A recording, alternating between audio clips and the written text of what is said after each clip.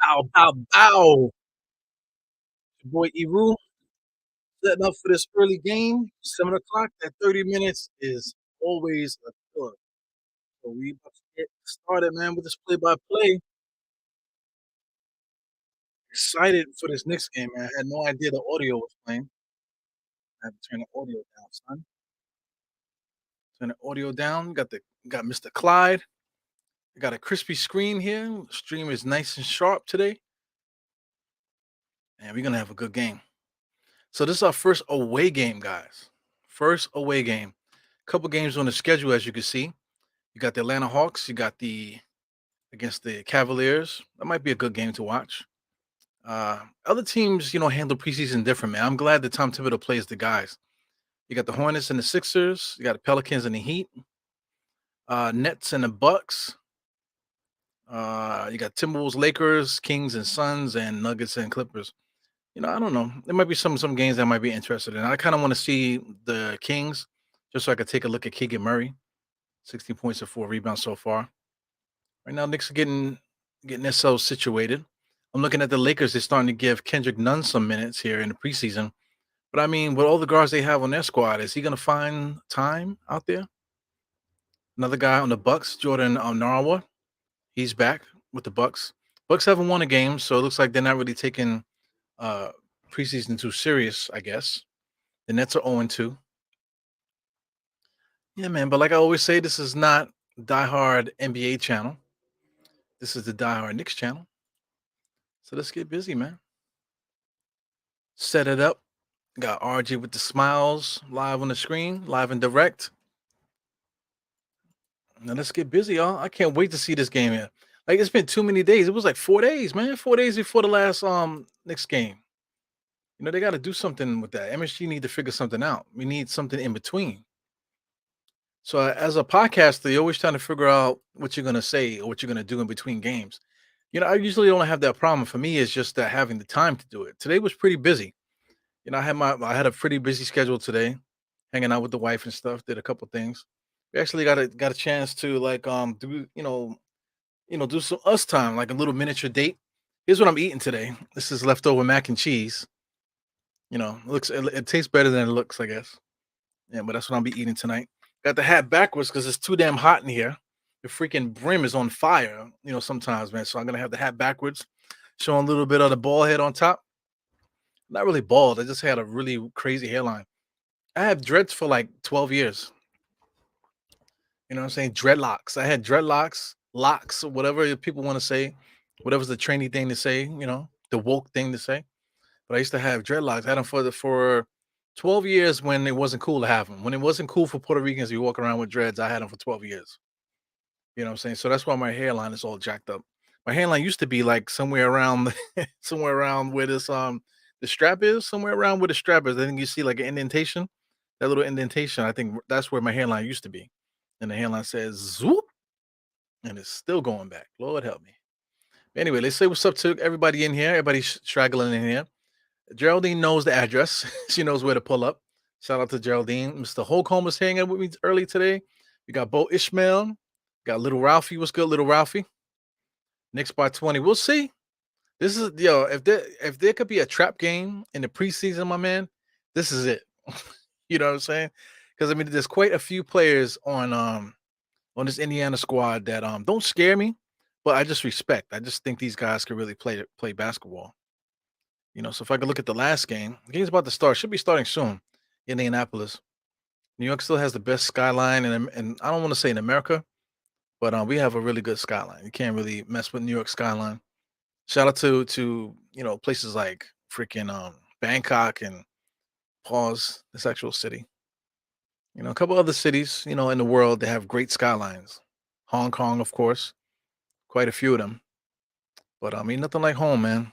Ain't nothing like going away for a little while and coming back to New York City and seeing that skyline, man. Nothing like it.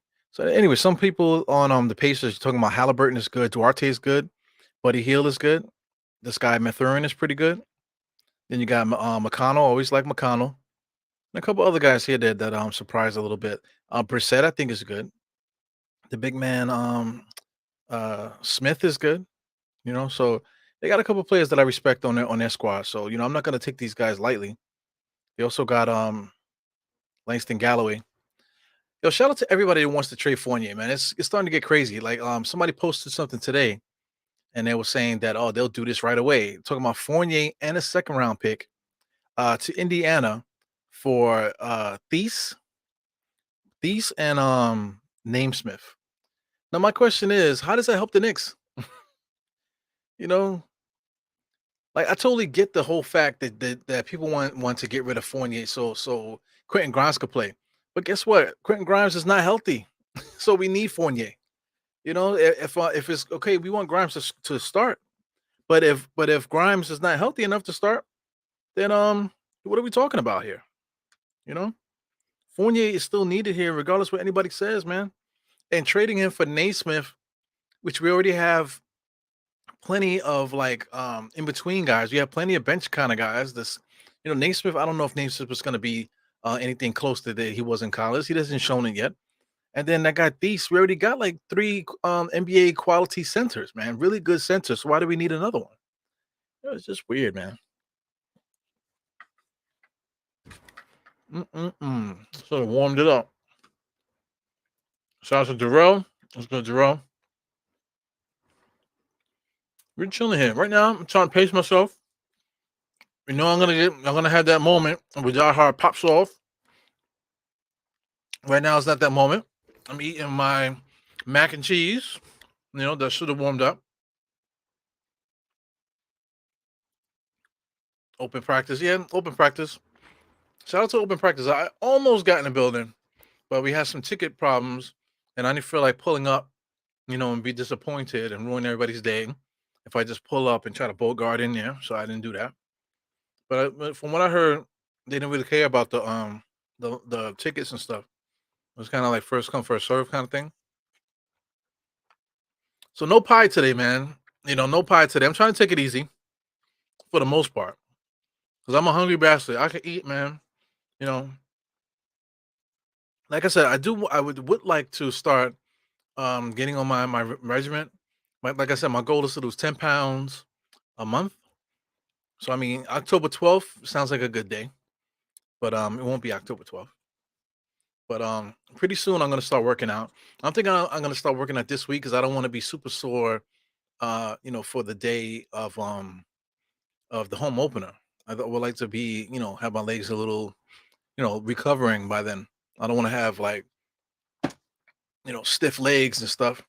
So we got the traditional lineup: Fournier, Brunson, Mitchell, Julius Randle, RJ.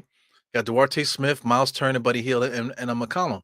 So this is both teams are running their starting lineups for the year. So that's good, man. So we'll see what happens this year. I know Indiana's not going to want to lose. I don't care what they say. They already tasted each other's blood already, the sweat. So they know what it feels like to lose. Indiana. So I'm quite sure they're gonna want to show up for the fans and stuff, even though it's preseason. Nothing like that away jersey for the Knicks, man. Nothing like it with the orange sleeve. I like that. I like the way that looks. Yeah, man. So anyway, I already made an announcement already. Andy already called me out on it. A couple of people already called me out on it. Oh, what happened to the losing weight stuff? I guess there will be a start date. I'll do a start date, and maybe we could do it together. If you guys are interested, please contact me. Let me know that you're interested, and we could do this thing together.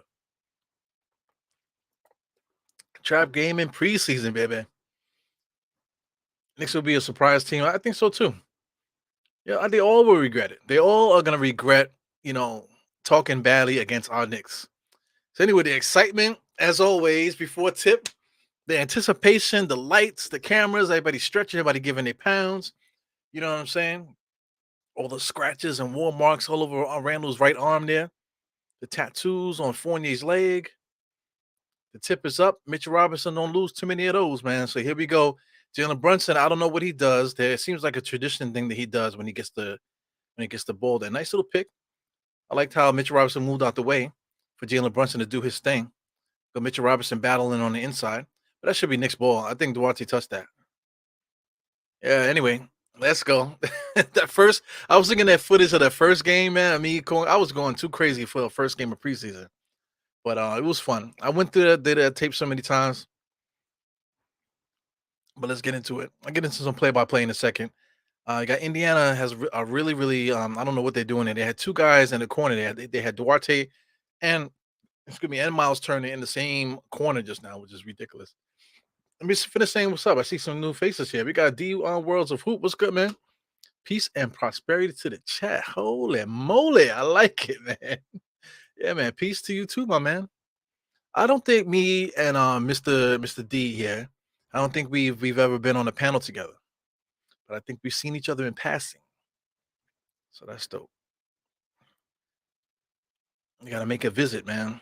Pop up and say what up to each other, hang out a little bit. So far, no action. A couple turnovers back and forth. I don't know what happened there with Brunson. Maybe a legal screen or something like that, moving screen. So we're gonna get busy in a second. This guy is calling me Euro. It's Eru, my man. Eru. You could do it. Yeah, easy. Listen, I know I could do it. You know, there's so many like people say, "Oh, I could do it this or the other," but I have proof. Like if like only you would know if you follow me on Facebook or something like that back in the days that you know me long enough that I'm like the Luther Vandross. I'm like freaking Luther Vandross. I could lose and gain weight quick. So sloppy play right now. We got the Indiana Pacers with a three-man press for what? You got Fournier, nice little stutter step on the inside, little floating shot, drops softly into the basket. He could do that, guys. He could do that.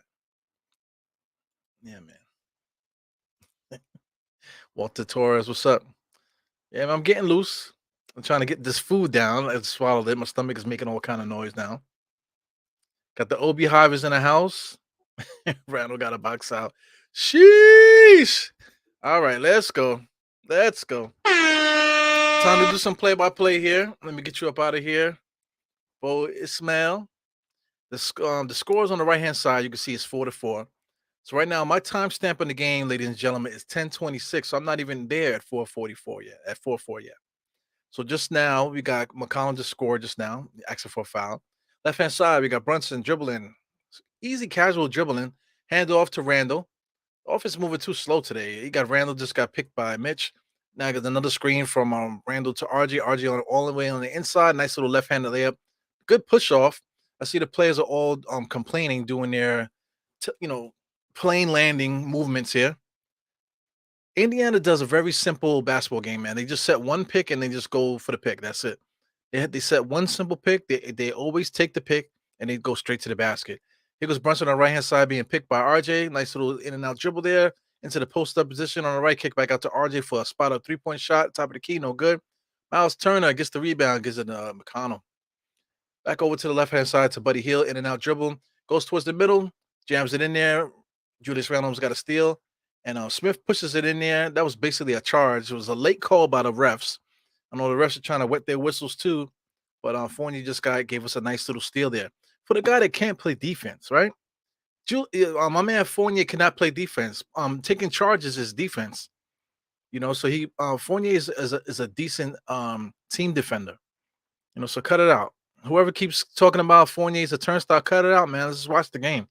Got Brunson, got the Mark Jackson post up coming up the back of the court here. Nice little pick by Julius Randle. Not enough spacing. Something's going on with Brunson today. He doesn't have much bounce in his step. You got Julius Randle, recovers it. Pick for Fournier, pull up 3-point shot, he makes it. So Fournier sucks, man. Just made a big time defensive play on one side, hit a three on the other. Here go Conley on the other side, being picked by Miles Turner. Is another pick all the way to the basket. That's their philosophy. Kicked out to the right to Buddy Hield. No good. Here goes Brunson, kind of jogging up the court today. Gives it over to RJ. Nice little left spin. He should have kept going. Kick it back out to Fournier. Fournier he misses that one from the left hand corner. Here goes McConnell pushing the ball up. He's kind of slow too, man. Goes right at Fournier. I guess the jig is up. They're trying to go at Fournier. Nice little pass to Duarte on the cut, which RJ was defending him. Does that mean that RJ sucks defensively? Knicks call a timeout. So listen, the Knicks energy right now is kind of low. You know, Clyde looks trash today. You see his blazer? His blazer with the polka dot neon polka dot tie. It looks crazy today. But I don't know what's up with the energy. the energy is definitely off today with the Knicks. So we'll see how that plays out. But so far, man, I mean, Fournier with a nice defensive play, and then he followed it up with a 3-point shot. You know what I'm saying? He's good. He's a good basketball player. It's not worth all the trouble that people keep going, keep forcing the issue with the whole defensive stuff. Yeah, we all know that Fournier's not a great defender.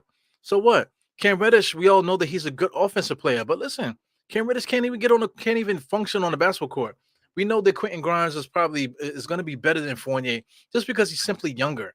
Grimes is eventually going to become the starter more than likely. But before that happens, he's got to get on the court first. Like we want to give Grimes the starting shooting guard spot and trade Fournier away, and Grimes can't even get on the court yet. It's crazy. Yeah, man. Definitely sluggish. Let's see. Boy, Ishmael's hanging out with me today. Heavy.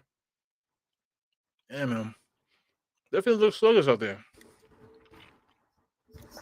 So what are you guys looking for today with this game? I just want to win. I don't care what happens. I believe in every guy that we could put out there on the court there. So if we swipe out all 5 guys right now and put all the bench guys in, I still believe in our bench guys. You know, there's a lot of arguments with people. They say they want to start this guy, want to start this guy, start this guy, that guy, all the way down the line. Like I was talking about Mitch a lot this summer, but do I want to take Mitch out to start a line? I've never said that. I would have been fine if we got rid of Mitch and then iHeart was the only real starter with him and Jericho. I would have been good with that. But we didn't do that. So Mitch is there, so Mitch should be the starter. But there's some people out there that feel stronger than me that want iHeart to be the starter. Okay, cool. But at the same time, we got 2 guys that we can start at center. So where's the argument? I've been saying that a lot lately on this podcast. Like, what is the argument between Obi and Randall? Randall's good. This goes without saying. Obi's good too. But it doesn't mean we should shit on Randall just because everybody wants Obi to start. It's bugged out. Oh, shout out to my man Mike Woodson there with his beautiful wife. He has some beautiful children, man. His beautiful daughters, Mr. Woodson. That's nice, man. It's good to see him. Good to see him. He's the coach of Indiana. That's why he's there. He's over there kissing guys on the head and stuff. Come on, man. What the? It's crazy, man. I don't know. I know guys, they appreciate guys and stuff like that, but the rubbing on the head and the kissing and stuff, it's a little bit too much, man. I don't know. I know it's good to see guys. I'm talking all that shit. I love to hug, man. I'm a hugging ass motherfucker. If we know each other and you see me at a get together, man, I'm hugging the shit out of you. Especially if I haven't. If any of you guys here pop up at a get together, I'm hugging the shit out of you. Okay, just letting you know. But listen, I got a rule, man. You get your stomach to the, because I don't like to roll stomachs. As Mitchell Robinson gets like a nice. I guess he did he get a putback or something? Right now, I mean, we're way behind here with this time right here. I'm at 8:05 at the moment. Top of the key, 3-point shot by Miles Turner. Okay, here we go. RJ pushing the tempo a little bit. Got basically 5 guys out. Here go Mitchell Robinson coming out to give RJ a pick on the right hand side. He takes the pick, goes over to the middle, fakes the jump shot, left handed pass to Randall. Randall hits the easy 3. That's very good. No, not too much dribbling for Randall today. Keep the ball out of his hands. McConnell picks up the dribble, just like Clyde says. You cannot do that. Miles Turner is now the point guard, top of the key, dribbling, setting picks for was that number 24, a left-handed layup. See, Indiana is very, very vanilla. One pick straight to the basket. Knicks can't stop it. Knicks can't seem to stop it. We got Randall directing traffic here. We got Brunson in the corner, so they giving Brunson a breather a little bit so he could play off ball. While it looks like RJ is running the point with Julius Randle helping out there. McConnell, one pick again, right to the basket, kick back out to Duarte. Duarte travels. That's Chris Maron. It's kind of problematic. Oh, I saw something. But yeah, man. That's the Dominican Chris Brown guarding RJ. Give it back to Fournier. Fournier literally traveled this now. He just got a pick from Mitch. Step back 3-point shot. No good. Off the top of the rim. He goes Duarte pushing the ball up the court. Right hand side, waiting for his guys to come in. He goes Smith with a pick. Gets it back over to McConnell, top of the key. Inside, nice and easy for number 25. So they got mixed up down there. So whose fault is that? Was it RJ's fault or you just want to blame Julius Randle? He goes Brunson, left hand side. Here comes the pick. Knicks don't like to take the pick. Something's going on with Brunson today, man. Did he crack his knuckle or something? He goes Judy, I mean Randall going into a double team, but Brunson still was able to make that shot. So something's going on with Brunson's handle today. I don't know if he jammed his finger or something like that, but he's definitely acting weird. Gone all the way deep in the corner. I never seen a point guard go that deep into the corner like that. One pick, McConnell should have just shot it. He was so far underneath the basket. Kicks it off for three. Here goes RJ with the rebound. Double dribble there. There's a lot of traveling going on here. Nice, good, strong finish by RJ, driving all the way, taking a pick all the way to the basket, layup with the left hand. Probably should have got the foul there. But I like to if you're right-handed, you going if you're left-handed going right, if you need to finish with the left hand and do it. Here he goes right to the basket, took the contact with Miles Turner, still was able to finish. So I'm good with that. I'm good with that. Here's another thing. What people always talking about our Knicks that all our left-handed players can score to the right. Yeah, but how many people that are right-handers could score to the left? Nobody ever talks about that. If a right-handed player is going to the right-hand side and he goes to the opposite side, everybody always does that English layup to the other side. That means they can't finish with their left, right? But nobody ever says anything about that. You know, but people think they're so smart because they want to talk badly about left-handed players. But meanwhile, like I said, guys come on the right-hand side, and if they're going to switch to go to the left-hand side of the rim, everybody always goes underhanded and goes like that over their head. Even like exaggerated reverses where they come all the way across and then they reverse like this when they could have easily squared up and laid it up with the left hand. And a lot of people like to talk about basketball, but they don't really know what they're looking at. Yeah, I just want to win. I'm with you. I don't care what happens. So, what is going to happen if we lose? You know what's going to happen. 82 games in a season. I don't think any team has ever gone 82 and 0. I don't think, right? Nobody's ever been 82 and 0. So, we're going to lose a game. So, if we lose one game, if we lose two games, if we lose three straight, because it's going to happen, the Knicks are not going to win 70 games this year.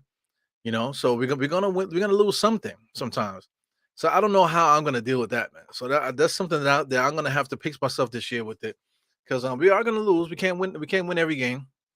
So the fact of getting pissed off after every loss, that's something that we're gonna have to work on together, hopefully, man. But I know one thing: we better not lose tonight. We better not lose tonight. Okay, you said you want a close game, but you want to see who plays in the fourth. Yeah, I get that. But the last two games we played the bottom guys. We played the bottom 15. The last five guys on the roster, we've been playing them at the end. So if we're playing that good with the bottom five can get the last little 5 minutes out of the game, then I'm good with that too. Because like I said, I believe in all of our guys, man. Some of these bottom five guys you want to talk about, not Trevor Keels, Farron Hunt. You want to talk about? We got Svi. I can never pronounce his last name. I like Jalen Harris a lot. My man, what was his name? Ryan Archinato. I like him too. And of course, Jericho Sims and stuff like that. So if we got those guys at the end too, I don't mind watching them play for like the last 5 minutes because I believe in them also. I think those guys, let's say if we made a trade or something like that and we were able to upgrade the starting lineup some kind of way, and then we were faced with upgrading Archinato and some of these guys into like the bench or into the rotation, I wouldn't be upset about it because you're talking about Deuce McBride. Deuce McBride could be elevated. Like I said, I like Archinato and Jericho Sims as well. So if you made a trade to upgrade the starting lineup and like I said, elevated one of those bottom 15 guys, I would be okay with that. So I'm back on the clock here. Knicks up 15-12 on my clock. I'm at the 5:40 mark. McConnell comes around the kick right to Duarte, misses it. Fournier misses up the rebound, but I guess they call a loose ball foul on Miles Turner. So the Knicks are walking it up here, going to inbounds pass here on the left hand side, I believe. Anybody ever played organized basketball? Referees are so annoying, man. I have a thing with authority as it is, but that's another story for another day. They got Brunson on the right hand side being guarded by McConnell. Superficial pick there to cause a switch from so Randall Brunson kicked it back over to Fournier. A nice little kick and drive to almost an alley oop to Mitch, but he passed it up to Randall. Randall was able to hit it.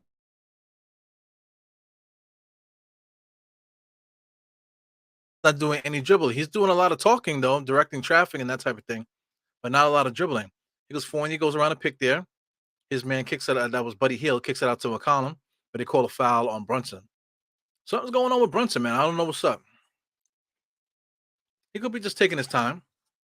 You know, he got caught slipping there. He'd lost his man.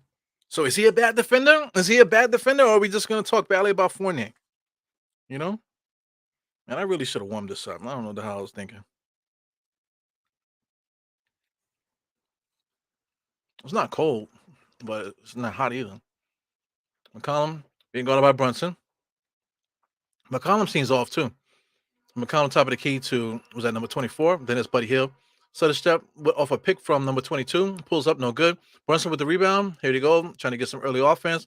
Mitchell Robinson is leading the break there. Brunson leaves his feet, gives it to RJ to a post up. RJ's being guarded by three guys now. I don't know what Randall's doing there. He got into RJ's way. I don't understand that. Randall was running around in RJ's way while RJ was posting up there. I just something has to give with that. I don't think Randall knows what to do. See him there? He's pushing off guys and he's standing in Randall's way. And then he's like pushing his own players to get to the right hand side. I just don't get that. I just don't get what Randall's doing. Since we're so far behind, I'm actually gonna rewind that. Let me rewind that and see if I can actually share that. So I just want you guys to take a glance at what Randall's doing. Let's see if we can watch this play here.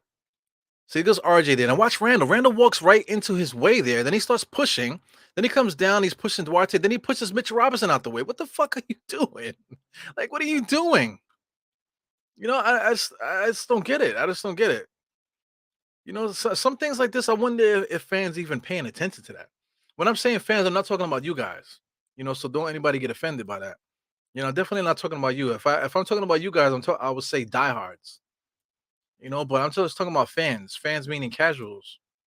Like I said, if you guys are watching the game with me, then you're a diehard fan. So I'm not talking to you when I'm talking about fans. So automatically don't get offended by that. So we're up 20-14. I don't think Indiana is trying to win. I just think they're trying to go through the emotions. I don't think they're trying to win, which is embarrassing for Indiana fans because guys are paying you pay money to see these guys, man. So you want to see competition. Of course, you don't want to see guys get hurt in preseason, but at the same time, you would like to see a little bit more action. Good defensive awareness by Mitchell Robinson. Making sure that Fournier is covered on the inside there. But I think Julius Randle got messed up there. So Julius Randle gets messed up, and then he starts yelling at Mitchell Robinson to pass it to Jalen. So then Julius Randle doesn't give Jalen Brunson no room. He's right behind him. It's like crazy. And then we start talking about Julius. Good transition defense by Brunson there. He did not cause a foul. Here comes Randle. Randle's looking behind him when the rim is in front of him. Kicks it out to to Jalen Brunson for the left-handed three-point shot. Misses it. Dribbles on the inside. Nice couple pump fakes and an and one. Very nice. Jalen Brunson, even though it seems like his energy is off, like maybe he might have stubbed a finger or something like that, he's still able to get the bucket. The energy is weird, like I said, with Jalen tonight, but he's still able to get the bucket. Look at that. He missed the three-point shot, got the rebound, comes in, causes contact. The first piece of contact is essential because that alerts the referee. Because the referee now, once he gets contact, now the referee got the whistle in his mouth. And then the next move that causes the foul again, you absolutely are going to get a foul shot at that point. So Jalen Brunson is a good player, man. He's good at making that, like I said, making that initial contact. Watch him. He makes that initial contact, which puts the referee's whistle in their mouth, and then definitely he's going to get that foul because he's just really good, man. He's just really, really good. Makes his free throws. Here goes number two. Number two, I can't stand him. I don't know what's up with him. I don't know. He looks like he could be my son or something like that, but there's something about the kid. I just don't like him. Obi Toppin, give me those cookies. He goes RJ with an alley oop. So Obi is back to pointing to the sky again for the alley oop. I wish he would stop doing that. Just play basketball, bro. Leave it up to the passer to make to throw the alley oop. If the passer has the ability to throw the alley oop, then they will. But if the passer is messing up the dribble, like pointing in the sky is going to distract them. I'm telling you, for people that play basketball, that's distracting and it's annoying too. If I'm a passer, now I'm going to give you the ball. For you pointing up to the sky is mad annoying. So you watch him points to the sky, always pointing to the sky. Maybe he doesn't have it. Maybe the person passing. Let's watch RJ. So RJ is gonna do it. He already saw the finger going up. So maybe number 10 pushes RJ out too far where RJ couldn't get the alley oop. So now you have to wait for the bounce pass or whatever comes to you, man. Whatever comes to you comes to you. You know, I hate that pointed to the sky stuff, man. That's old. That's like playground stuff. You know, maybe it may not bother you guys, but it bothers the fuck out of me, man. I can't stand it. Got a what's inside. And yep, that was nice, man. Kissing everybody like he's the Godfather. You know, holding the back of their heads and stuff. It's crazy. Woodson looks like he smell. What do like he smell like? Like he smells like Earl Grey or something like that. For anybody that knows what that smells like, it smells like freaking Aquavelva.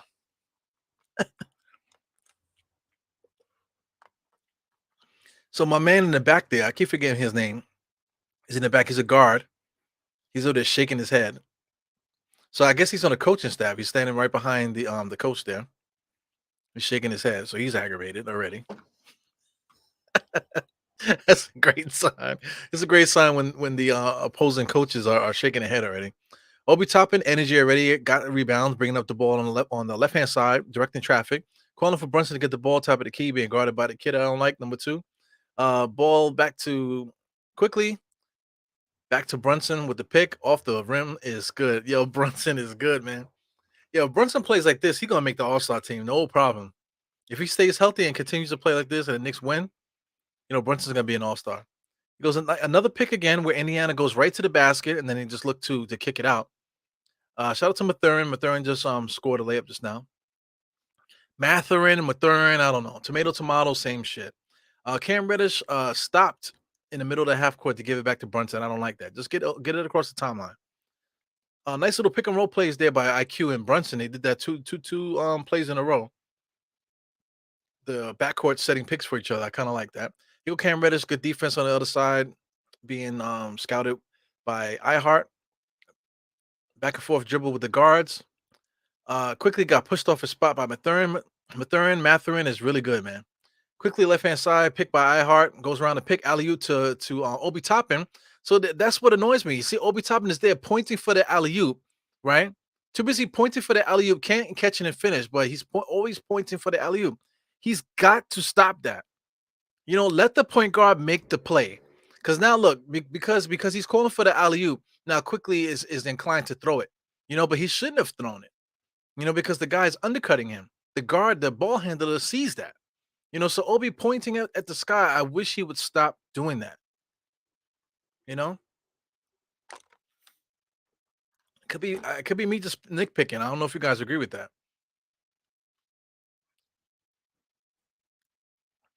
Yeah, Obi's nice, man. I don't know if you guys agree with what I'm saying there about that. And Woodson smells like water, like cool water. Shout out to the '90s babies, cool water. Cool water used to make the ladies scream. Oh my God, are you wearing cool water? But of course. Little chirping on the inside, I like it. Competitive chirping. Mouse Chairman, I mean, number 22 just clocked IQ because they were chirping inside there. It goes Deuce over to Cam. Cam throws it up. No confidence in that shot. iHeart was in there playing pity pat, slapping guys in their back and stuff. Here goes Mathurin, 0-0 on the left hand side, being guarded by Cam. Cam locking his ass up. iHeart top of the key, but Obi. Cam Reddish almost got a steal there, but here goes number 22, drives on the inside. He's trash. Obi Toppin wants to push the action.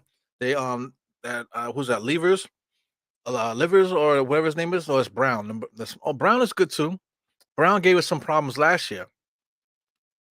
He actually started for a point last year and almost beat us. Yeah, man. So that guy number 22 is trash, man. Look at him. He's so busy worried about getting contact, but can't even. Did I just spit just now?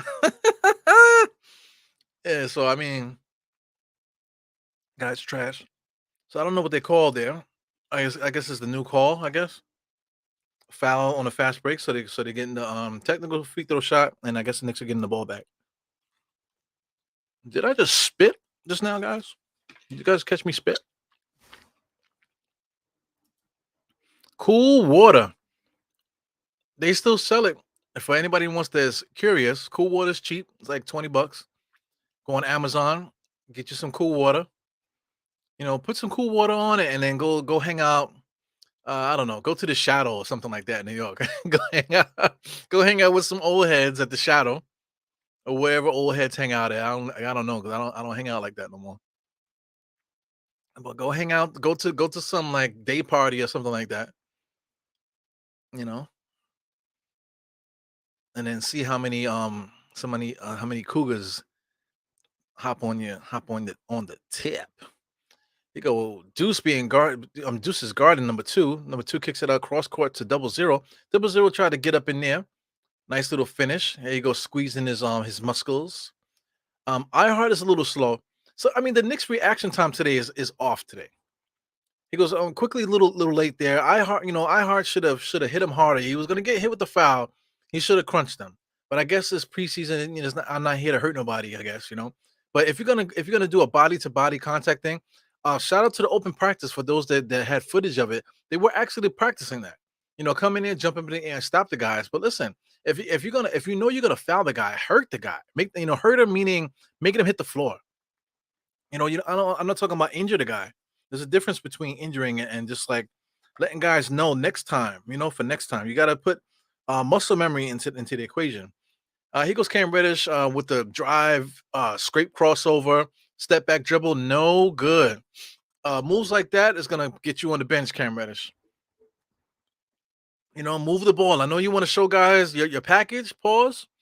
You want to show all the boys in the yard your package.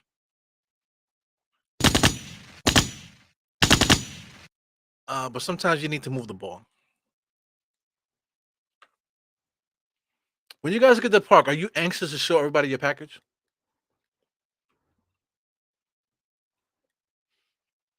Bentleys. I'm too young for Bentleys, man. Talking about Bennigans and shit like that. We want to start talking about the tunnel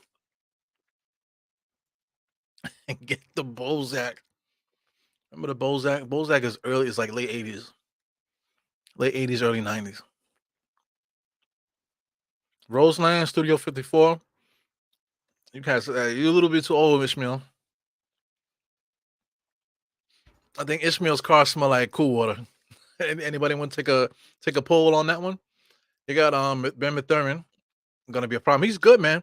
What I like about him is that he has a great energy about him. Great youthful bounce to him. So he's gonna be really good. I think he's gonna be a 20-point a game scorer when all is said and done. He goes the kid I don't like, number two, being guarded by Deuce McBride. I forgot Deuce McBride was even in the game. He hasn't really done much today. Fights through the screen. Number two is trash. Step back jump shot and he makes it. You're trash. He goes quickly, dribbling the ball, court 10 seconds left on the clock. He's just walking up the court like he got all day. Get across the timeline, man. Iheart sets a garbage screen there and then quickly just launches it and he makes it. See, quickly don't need the pick. Quickly is going to launch it regardless. He doesn't need a clear shot at the basket. And that's funny to me. I need a microwave in here. I think I'm about to give me a convection oven and put it back here. The tunnel. Listen, man, everything that you heard about the tunnel. Here's one thing, like Twitter's funny. You be on Twitter, it's not just basketball. I mean, there's some of the hip hop conversations. All the old heads always say shit. Oh, you have to be here, or young guys don't know what the fuck you're talking about. And then the young guys get mad and be like, "Well, you need to tell us, give us a description of what it is, or if not, to shut the fuck up." Okay, man, chill out. But it's for real. The tunnel. Back in those days, right now, all clubs in New York City, you gotta have an ID. You know what I'm saying? That's like the minimum. You gotta have ID. If you're not gonna get into a club without ID. Back in the tunnel days, you didn't need an ID. The bouncers didn't check no IDs. Sometimes they look at you, man, yo, get the fuck out of here. You know what I'm saying? But if you come in there with a bunch of girls, or if you come in there with like a bunch of dudes, whatever, they'll look at you guys, whatever, to see what's up, and then they'll let you in based on the crew that you with. You know, the bouncers were crazy. They said that guys like Vin Diesel, young Vin Diesel was there, young and broke Vin Diesel, I should say, was there. Yeah, I'll talk about this in a second, but I mean, the tunnel. I caught it at the end. So when the tunnel was just finishing off, I was like 18, 19. So that's when the tunnel was just tapering off. So So I kind of missed the glory days of it because I was still a youngin'.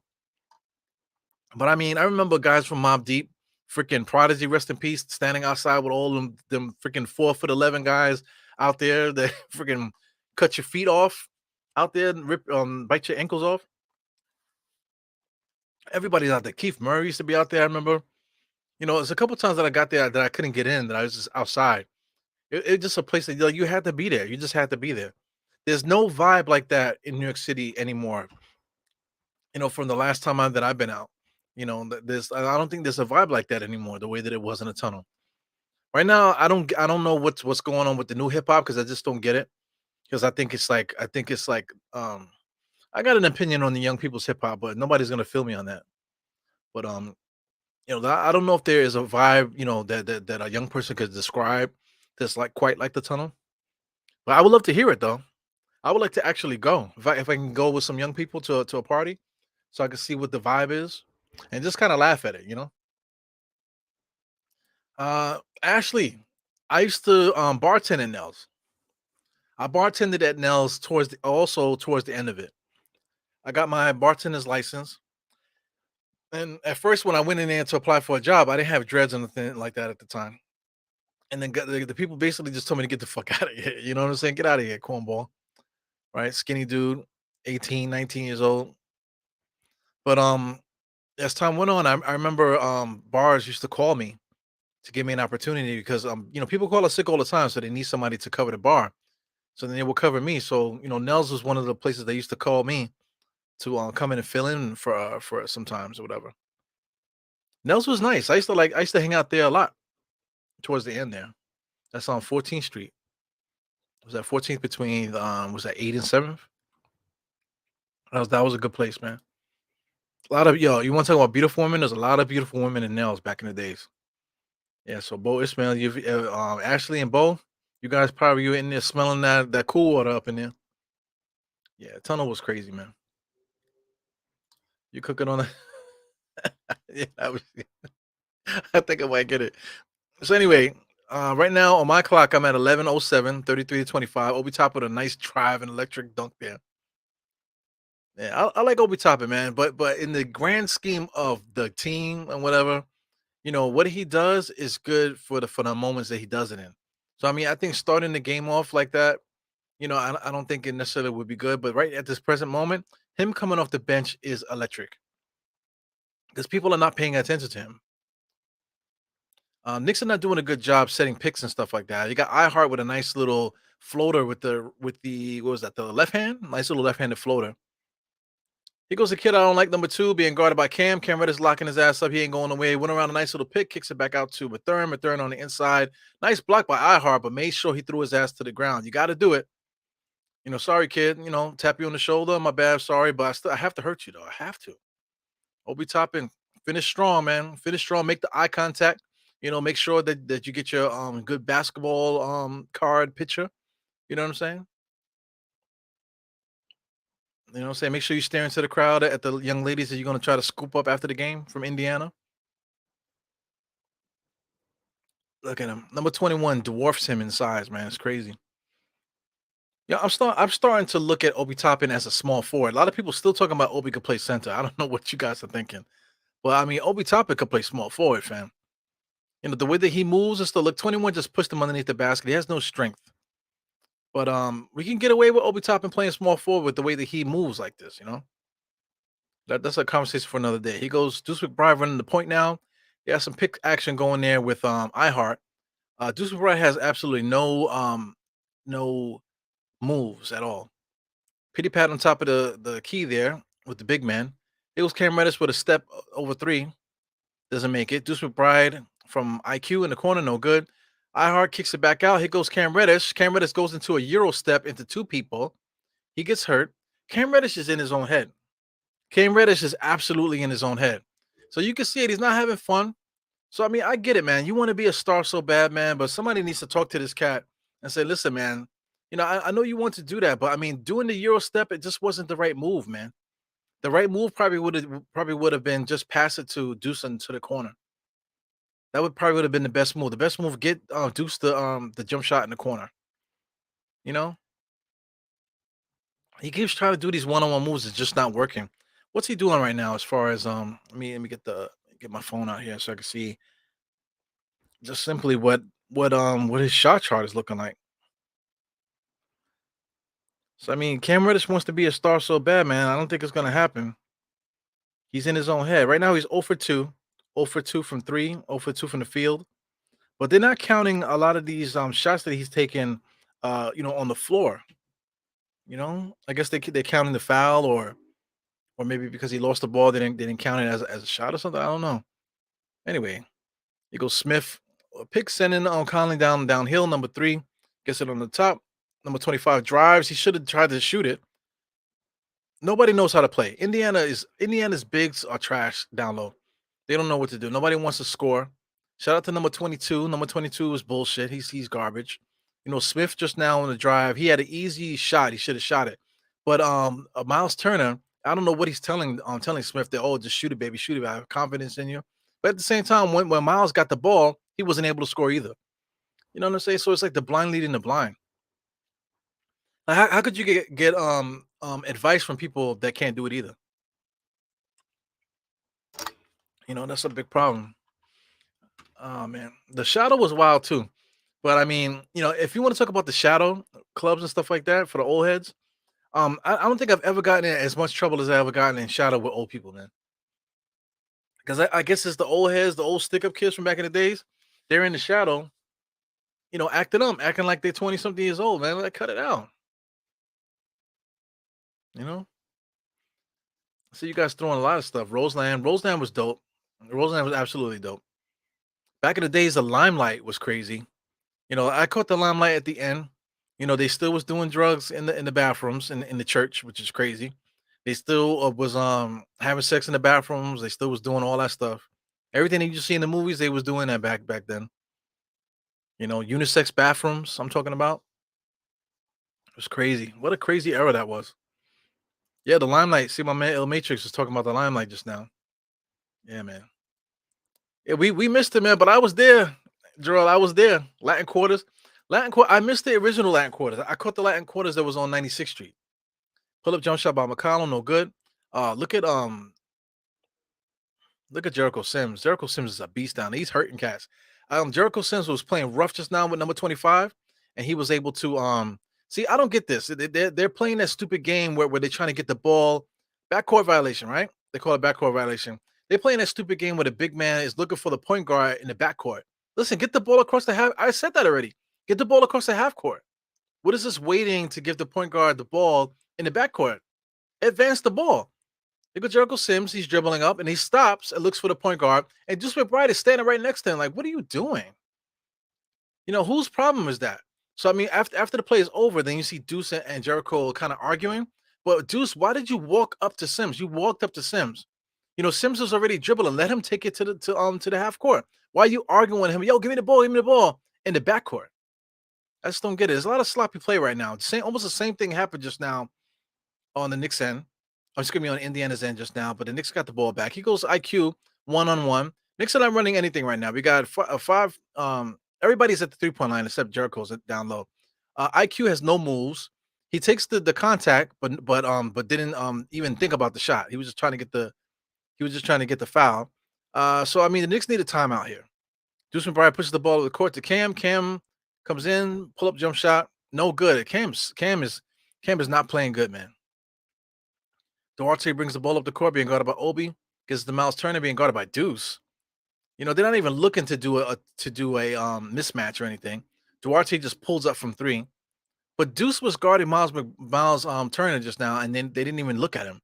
Here goes number 9. I don't know who that is. Just pulls up for a 3. Who's number 9? Oh, that's McCollum. Wow, Knicks need a timeout. It's on 38-34. The Knicks are not playing good. Knicks are not playing good at all, man. I mean, this conversation about clothes back in the days is more interesting. The Latin Quarters, I caught it at 96th Street in Broadway. Right now, I think it had turned into a bank. So I don't know if it's a bank now. I know they built a building or something there. I don't know if it's still a bank. But the Latin Quarters, I remember that was at 96th Street. I've been there a couple times. Latin Quarters is rough too. Like I said, I missed the old Latin Quarters. The one on 96th Street was kind of crazy because you got the whole uptown crowd. At the time when I was going, people was using or was out there with box cutters and all that type of stuff. Same thing how people used to hang out in front of the place. They used to hang out right there, 96th Street and Broadway. It was weird. The way 96th Street and Broadway looks now, it's an island station. At the time, the train stations before were on the corners. You know what I'm saying? So that made it a different thing. You know, the island, have it in an island is a little different than having four corners where you have to cross the street, to get to the uptown and downtown side, that type of thing. So it's a different time, man. New York City was different, man. It was a lot of fun. Definitely a lot of fun back then. There's another place I wanted to mention. Oh, Lotus. Does anybody remember Lotus Lounge? Lotus Lounge, but it was really a club. It was like Club Lotus. But we used to call it Lotus Lounge. But anyway, Lotus we used to be popping on a Sunday night, bro. You want to talk about party? It was DJ Goldfinger, for anybody that knows who that is. DJ Goldfinger, and they used to have a live drummer. Used to have a live drummer while the DJ was mixing, doing his thing. And Goldfinger used to like to go from probably as early as he can get it. I'm talking about maybe 50s, 60s. He be playing that stuff. All dance music though. He'll play a lot of those dance music from the 50s and the 60s, and then he'll just keep coming up the genre until we got to the time period, which was like what was that like the late 2000s or so. That's when the Lotus was popping, Lotus Lounge, the late 2000s. I'm talking about 2007, 2008, maybe 2009, 2010.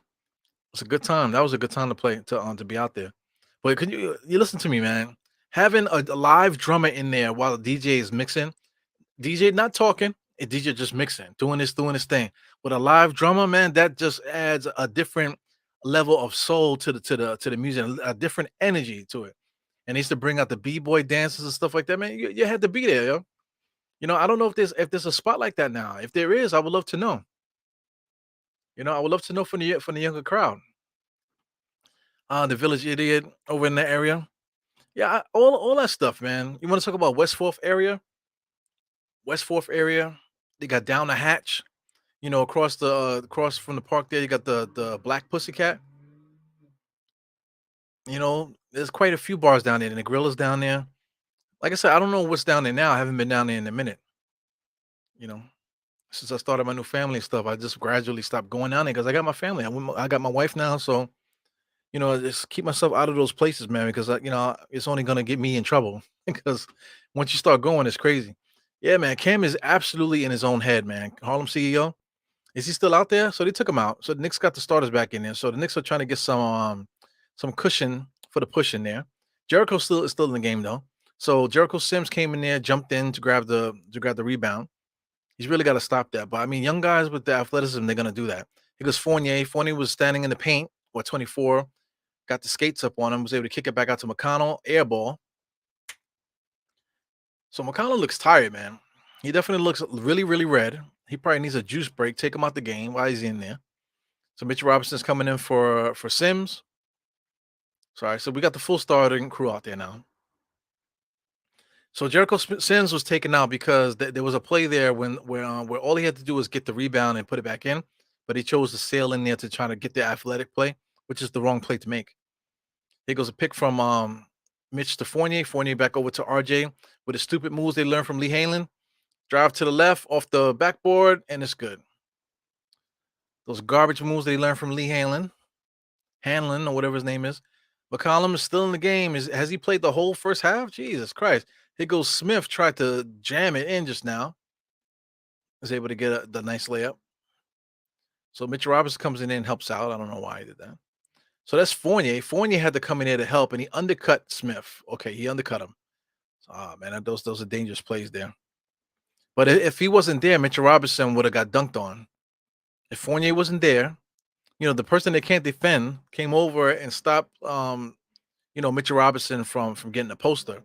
So I guess they're gonna review. That's sort of referees do like this. They're not looking for an alley oop, so they're gonna be reviewing. So here we go. They're gonna review that. Are they gonna suspend Fournier for the season? Here, come on, man. Number 9 is number 9 the worst referee in the NBA? Is that her? Or is that a different? I think it's a different young lady. So I mean, he did undercut him, but he didn't mean to do it. It was by accident, man. So if they want to call a technical foul, I don't know if it's a technical. He just got in the way. He was trying to stop, and he just got in the way. Mitchell Robinson, if anything, should have came over and stopped that. So Mitchell Robinson didn't want no parts of that. Mitchell Robinson was going to let him dunk it. So anyway, I hope they don't kick Fournier out the game for that. Yeah, but Cam Reddish is definitely pressing, man. I feel bad for him.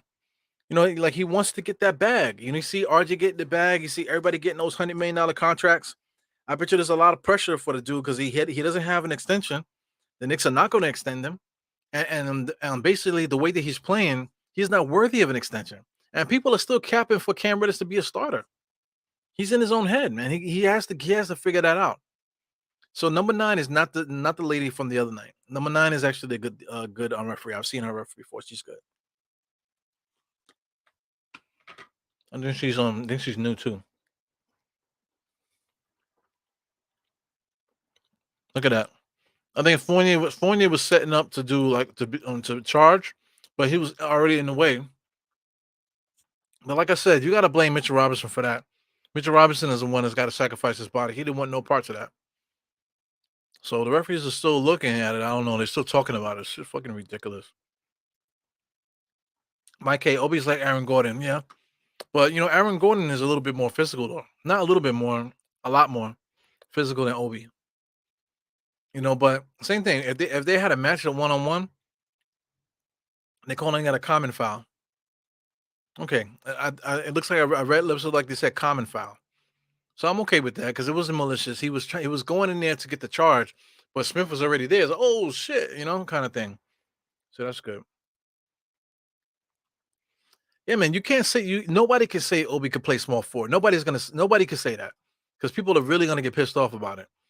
But I mean, you can get away with it. I'm not talking about him being a starter, and I'm quite sure, Jarrell, you're not talking about him being a starter at small forward. But if it came down to it, let's say if we were in trouble, let's say, like right now, with Cameron is playing the way he's playing in the regular season game, he's not even worthy of getting out there. You know what I'm saying? You want to talk about you want Quentin Grimes to start and this, that, and the other. At this point, you got to start talking about Cam Reddish to the bottom 15. Cam Reddish might be demoted to the bottom 15 the way he's been playing. Julius Randle took too long to get that pass to Mitchell Robinson. I'm at the 6:18 mark on this clock here, guys. And so being Jalen Brunson guarding McCollum at the top of the key, pass to Miles Turner, back to McCollum. They're just playing back and forth basketball. They're looking for the driving kick. 24. Knicks defense locking them up. They have no one-on-one players here on the court right now. McCollum to the right-hand side, pull-up jump shot. Wow, Brunson. Oh, he almost got called for up and down there, but his feet are planted to the ground. The Knicks offense, Jalen Brunson is off. Everybody's off today. I think what I think is happening, I think that Indiana don't want to be in Indiana. I think the Knicks don't want to be in Indiana. And that's what it is. The wheelhouse, whatever it's called. It goes, wow. Julius Randle just pushed Smith right out the box. He go Fournier with a drive. He tried to go glass, no good. I think he intended to go, straight over the rim, but he just decided to go glass last minute. Number 33, Miles Turner with a fake for no reason, but he still was able to get the hook shot. With Mitchell Robinson, looks like he's just going through the motions right now. Like Mitchell Robinson is not contesting much today. He seems like his body language is off too. So I don't know what's up. Maybe it was a bad flight, and maybe the guys were up playing Uno all last night. The guys were playing Parcheesi too late in the evening. So I think these guys are just tired or something. You know, guys, too many edibles before bed. What's up, Adam? Adam, I'll never be able to pronounce your name unless I meet you, man. I'm sorry. So I mean, I got Adam here, always making a transition to playing more as a wing. Yeah, I get you. I get that. John Wallace, he's another guy. That I don't know if the way that John Wallace talks now as an older person there, Fournier finally hits a three.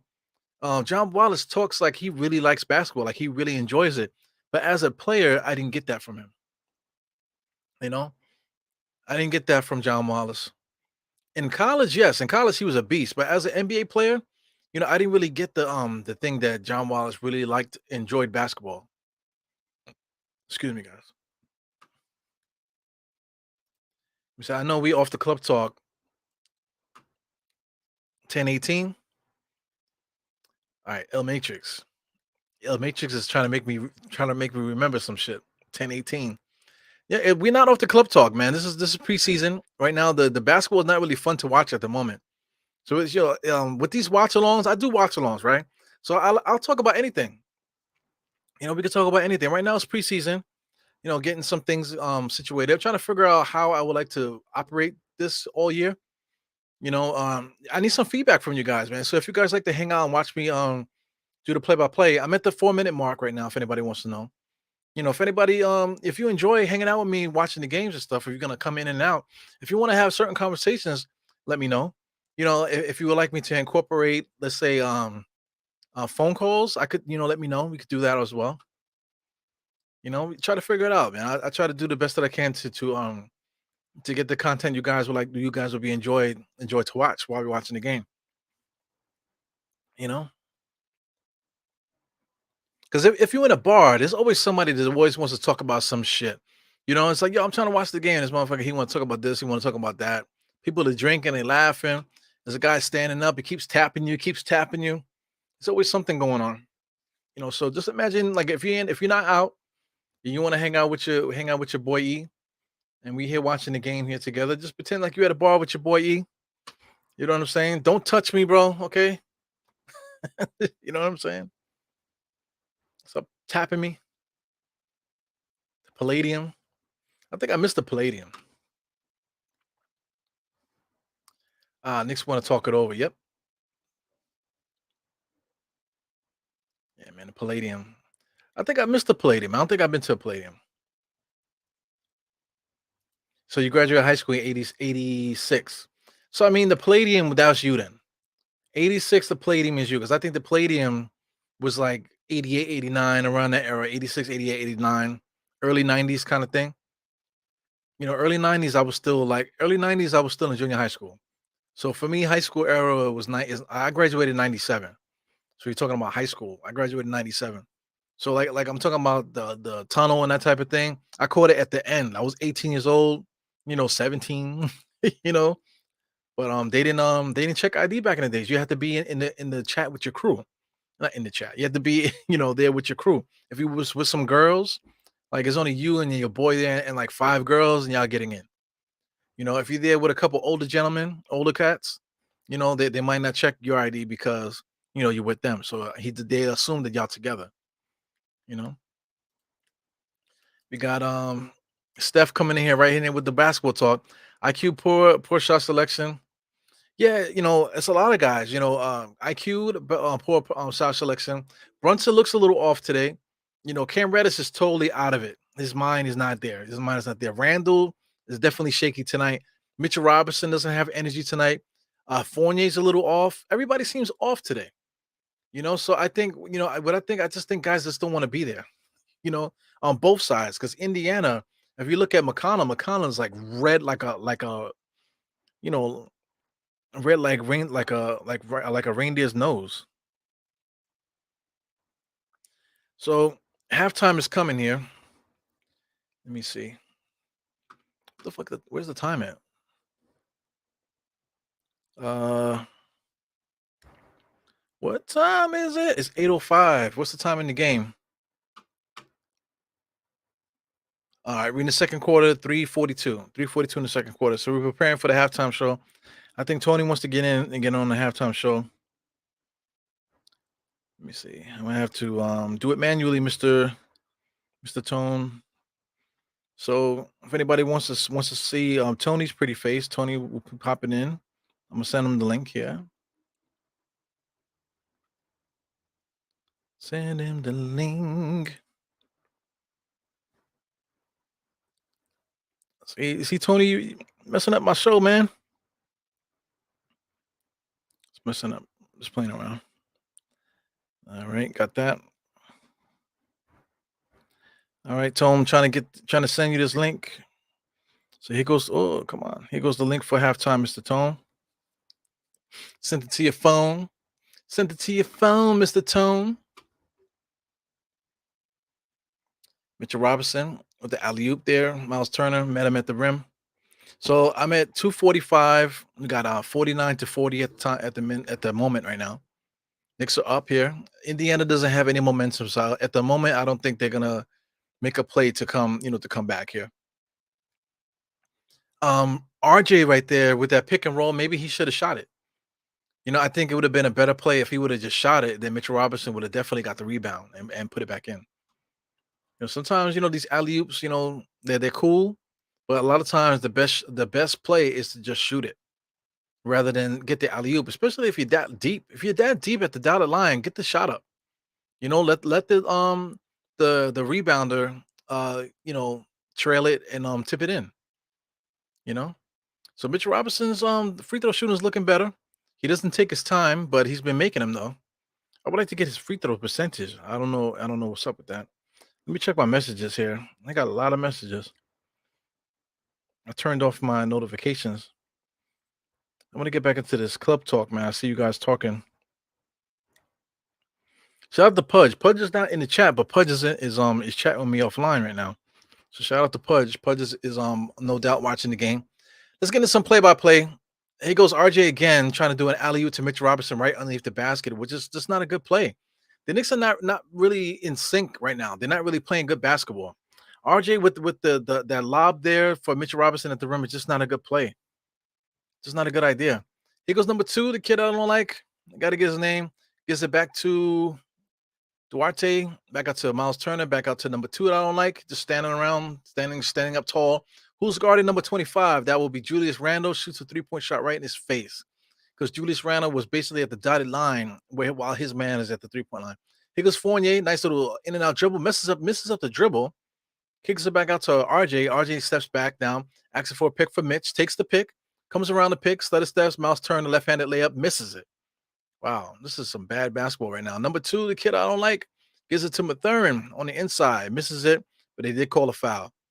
But Julius Randle's going to argue with the refs and said, "No, man. See, look, he pushed me first. Okay, you're not going to agree with me. Okay, goodbye." And he pats him on the butt. I'm not a booty patter, man. I don't pat booties. See, Palladium was jumping at one point, but Nels, yeah, Nels in the mid-90s, yes.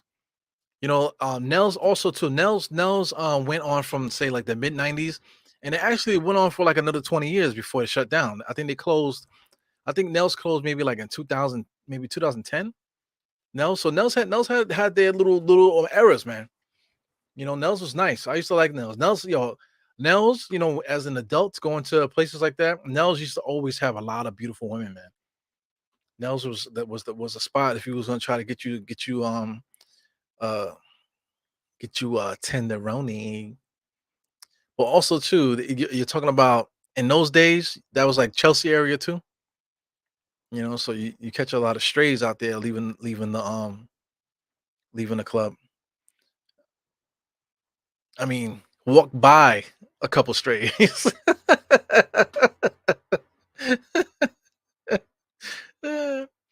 There's a Spanish food restaurant if I could segue from that right up the block around the corner and up what's that I forgot what street that is. It's up 8th Avenue.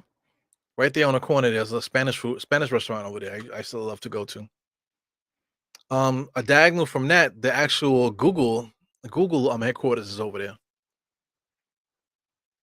Yeah, so meat packing district. Nels is the original meat packing district. That was like, well, technically they weren't meat packing, but they were like, Paul, it's not all that. He goes Fournier, just throws up a 3-point shot. The shot clock was running out. It's not fun basketball. Indiana's not playing good, and the Knicks are not playing good. Number two, see, Indiana is running the same play. Simple pick, go around the screen, and that's it. That's all they're doing. Julius Randle just pushes Mathurin to the floor. Now he's gonna argue with the referee about it. He's gonna school the referee. Listen, referee, you don't know what you're talking about. See, look, he's pushing, and then he elbows him. So that's why Julius Randle should not be bringing the ball up the court. Yo, I don't know why, but Tom Thibodeau should have been grew out his beard. He looks like he looks younger with a beard, which is weird. He looks younger with a beard, which is weird. Bars. It goes, yo, did Fournier play good defense at the rim to make Duarte miss his layup? Push the ball up the court for RJ for the three, no good. This is really bad basketball. Here goes Duarte pushing the ball up the court, being guarded by Fournier on the right hand side. They running the offense, top of the key to number two. Number two is being guarded by Julius Randle. So that means that Brunson is in a mismatch right now. They're not looking for him though. Number two kicks it back out to Duarte. Duarte's going to go on one against Fournier. Decent defense by Fournier, but Duarte still made the shot there. That was a contested shot. You can't say that he smoked Fournier just now. Fournier got left, but he still was able to get a hand up in the guy's face. You know? So I mean the score is 51-48. All right, so now we in the dark ages right now. I do not want to lose this game. I definitely don't want to lose this game. I remember when there was a fad where every bar downtown was a secret bar, like the one that with the payphone and Criff Dogs. Yeah, all of them was. There also was a stigma too because of the village. Same thing like the joke I was just making there about in Chelsea area. Like being in those areas, like the village, people think that you automatically are like a little part of the part of the LBG community. You know what I'm saying? Which was taboo at the time. But at the time, like down in the village, that's what all the poppins places were. All the good clothing stores, the cheap clothing stores, hip hop clothing stores. You know, the Army, Navy stores, and that type of stuff. Those are the places where you can get it. Canal Street is downtown. So Canal Street, if you get anything like that, that you would usually find stuff really cheap from there. So we got Mr. Tony Crows here. Tony Crows just popped in here. Hey, Tony. Yo, what's What's good, good, my man? brother? Chilling, There we go. Good, I'm good. chilling. Oh man, I like the half because it's tight, I got you. tight. You sound like an Autobot right now. Oh, do I? I Yeah, don't you know might what's have you going might on. have to Hold on, push in the plug maybe. You sound like what is it? Soundwave. hold on. Let me come back. Let me come out and come back in. Megatron, let me come back into the chat. I will see you later. All right, so Tony will pop back in. We had a halftime now, so I don't particularly give a fuck about halftime, man. When Tony comes in, I want to talk about clubs. My youngest son, 21, and all they do is parties, no clubs. Yeah, it's different. Like right now, like you go to like places like if I want to go out to dinner, you go out to dinner at a regular bar, regular restaurant, and that's the club now. Things have changed a little bit. So go ahead, Tony. Let me hear you. How I sound? Mic check, mic check. Much better, much better. I can All still right, hear a little buzzing in the back, but it's perfect. It's good. all right. Yo, Black is time. What's good, Ebru? Chilling, man. So Oh where did you man, club out? Where did you club at back in the days? I'm talking oh about man, I'm talking about original back in the days. Latin quarters. Which one? Uh, Which one though? I couldn't tell you now. Well, Like that's what I you think the tell last me one was where you 96th tell Street. me the two addresses, and then I could tell you. Well, 96th Street, 96th Street and Broadway. I think that was the last one. And what was the one before that? The one before that, I believe, was a little lower. I believe I believe it was in the 70s for anybody that wants to like call me out on that. I can't really remember because that was before. I think that was before our time. But the Latin quarters that I remember is definitely 96th Street. I don't really remember the other one. I've been in the tunnel twice. Um, there was a spot on Boston Road in the Bronx. Man, I don't know, man. My clubbing days is a long time ago. Yeah, but that's what we're talking about in the chat because this game is just like even though I think the Knicks are losing right now. Well, no, No, it's they up. yeah, it's a lot closer than it should be. So, what's your thoughts on the game, man? I like that it's close. I like that it's close. I mean, all right. Let's start with Brunson's having a bad game. Hmm. That's what it's looking like. Um, the bench is looking bad. This particular game. The starters were playing better than the bench. Um, but we still winning. You know what I mean? I like that it's a close game because it's now they got to play for real. You know what I mean? There's no it's preseason. You want to win in the blowouts. You know what I mean? it gave you some leisure. Excuse me. Mhm. It gave you some leisure. Some, what I mean. We up by 10. It's if you know what I mean. It gave you some leeway. It's close. They don't want to lose. So I see that. They playing hard. I don't know, man. I think we're gonna pull it away in the second half. But what's 'Cause, weird is looking at how Indiana, because Indiana is playing as if they're an away team today, the way that they're playing. Because they mm, look frustrated too. They look like they don't know what's going on. They're kind of just going up there. They're not really cohesive yet either. hmm Yeah. So I'll I tell mean, you one thing. I'll tell you one thing. If I'm Indiana, I'm starting I'm starting a rookie. I'm starting Matherin. absolutely. I, I'm starting Matherin. You know what I mean? Duarte and Buddy Heels, they could figure that out on the back end. But I'm starting Matherin is looking good, and it's not even like he's trying to take over. You know what I mean? He's playing within the game and shining. Yeah. That's what I like about him. His body Um, language though, he's smiling out there. He just looks like he has that like I wish a motherfucker would kind of energy. Like he could slap somebody. That energy that like that. That's the way he plays. So I'm with you, man. I think he might eventually become possibly like a 20 point a game scorer. Just the way his energy that he has. With the bag and stuff. I think he might be able to get there one day. yeah, I mean, he'll definitely get there Mhm. one day. It's about how soon. But Yeah. I would start him right now because he's playing.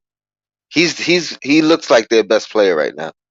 Yes. But I'll give them credit. Everybody's playing hard.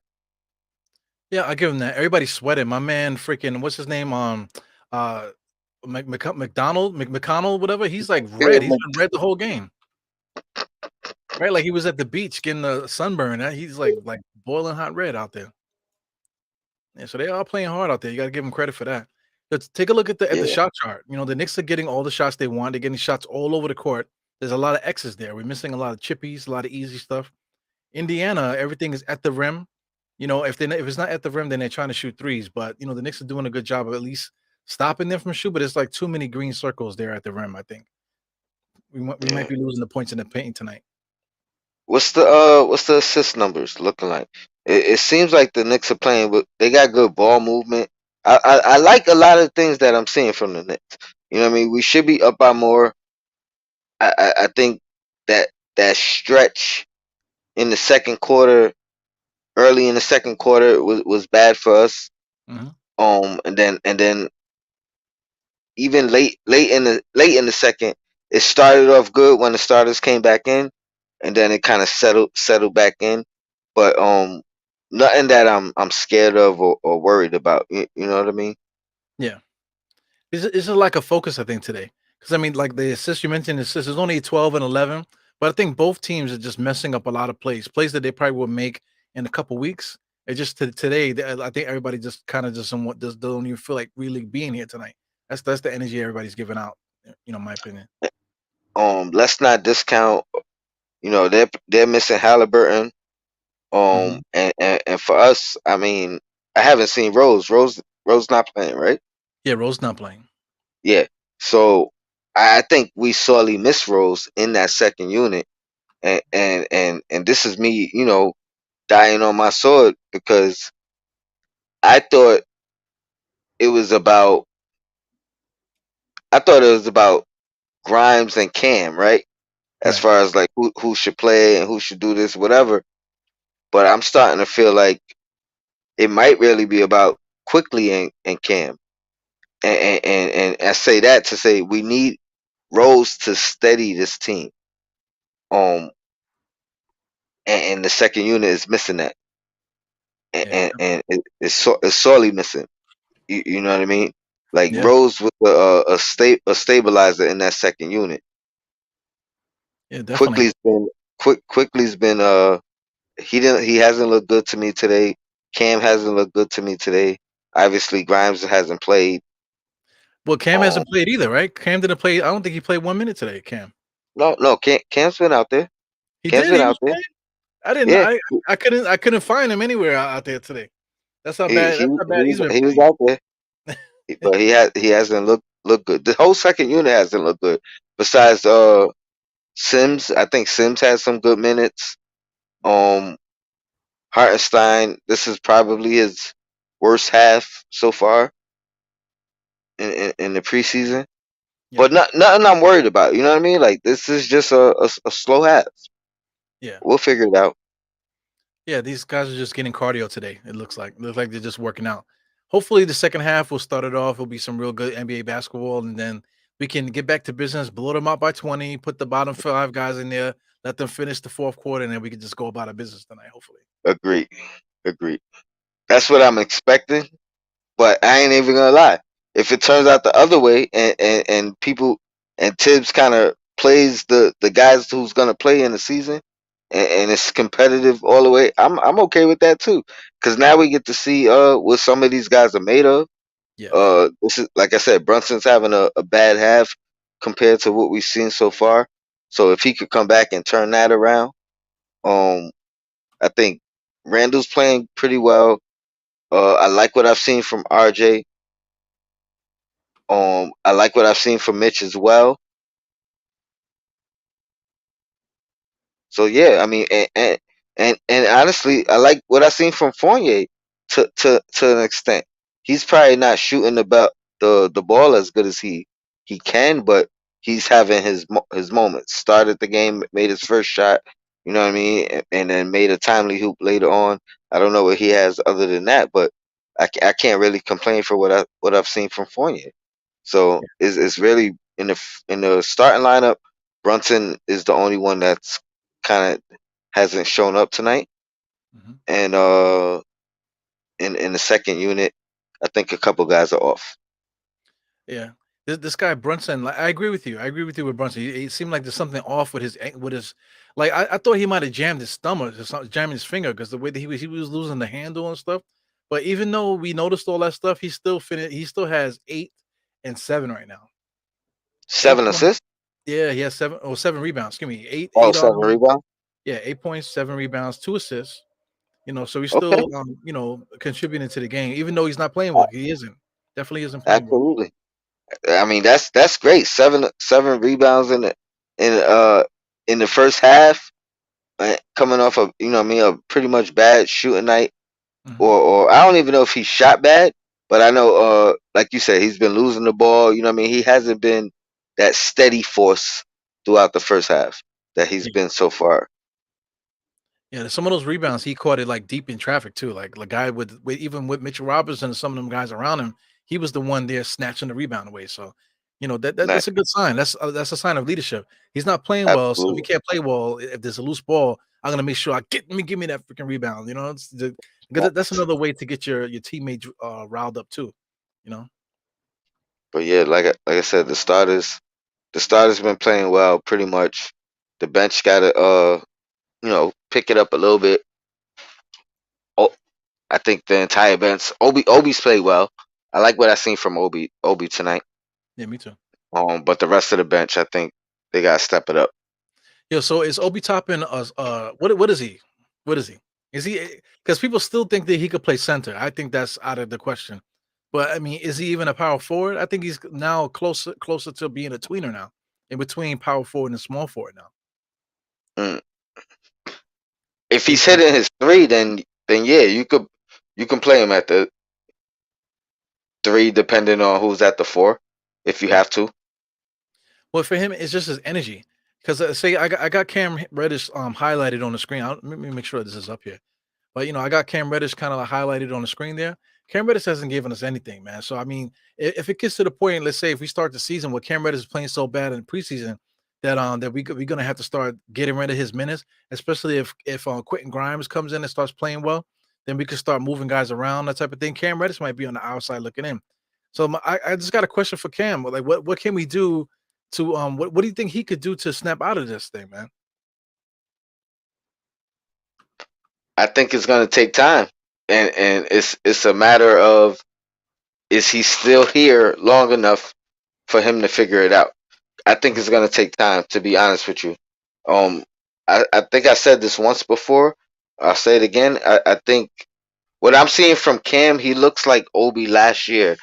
Um, Yes. where he knows he has the talent and the skill. I don't know if it's confidence per se, or in like he's confident in himself, in his ability. He's not confident in what he needs to do on this team, if that makes sense. Right. And that's what he has to figure out. What does this team need from him? I don't think he has that concept yet. You know, there's something missing in his head. You know, because I mean, it's got to be hard for a guy like him, man. Because you see RJ getting money, you see Zion got his money. You know, there's a lot of peers in the NBA that he's played AAU with and stuff like that. Everybody's getting their money, but he's the one with all the talent, and he's not. And it looks like he might not even get a contract next year. He might just end up being, you know, it's Ah, you know, it I, could be I possible think that that's going too far. I think that's going too far. I think even in comparison to, oh man, I can still hear you. my I bad. think I'm getting a call. It's an okay, important call, so I'm gonna say what I gotta say, and I'm gonna like, okay, step out of here. I got you. Um, I think, man, I lost my whole train of thought. What was the last thing you said? Something about the contract. It's a contract year.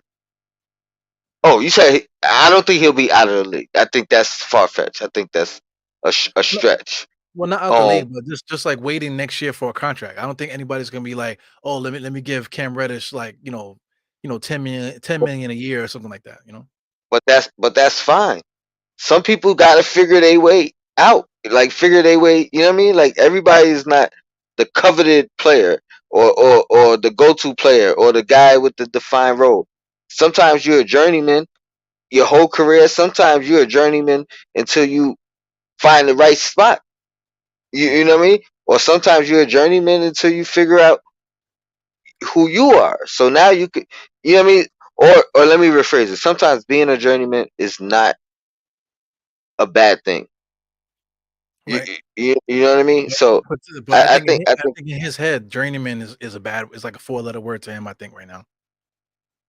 I mean it depends. It depends. The listen, if you have the choice of being a journeyman or not playing in the NBA, what are you going to choose? You know what I mean?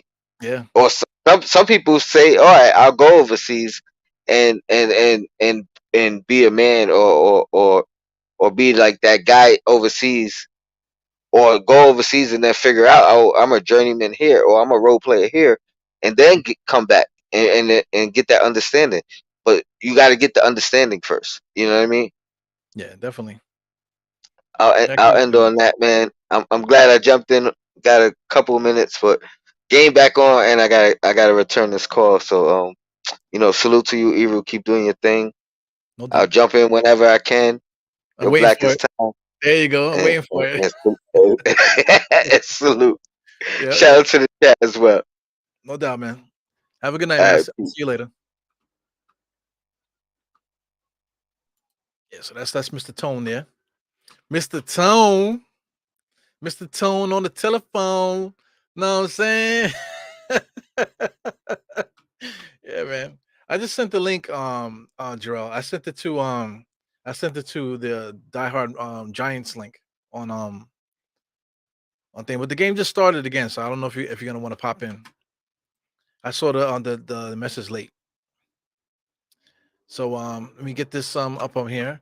I didn't really get to talk too much about the stats here, but I know the game's back on right now. My clock is 11:17. So there's one thing I like to look at in the game charts, right? So at the bottom of the game charts, you got the points in the paint, second chance points, and fast break points. If you look at those three points there, Knicks were losing points in the paint, 30-24. We're winning second chance points, okay. But fast break points we're losing 9-2. So that's why this game is closer than it needs to be. And 57-48, that's too close for a team like Indiana. Indiana's not on our level at the moment. You know, they have a lot of good players. You know, they have a lot of decent players there, but just judging by how they play there, their big men are not smart. They don't have smart big men. They have really good wings that would be killer on like a team that already has a star. Oh my god.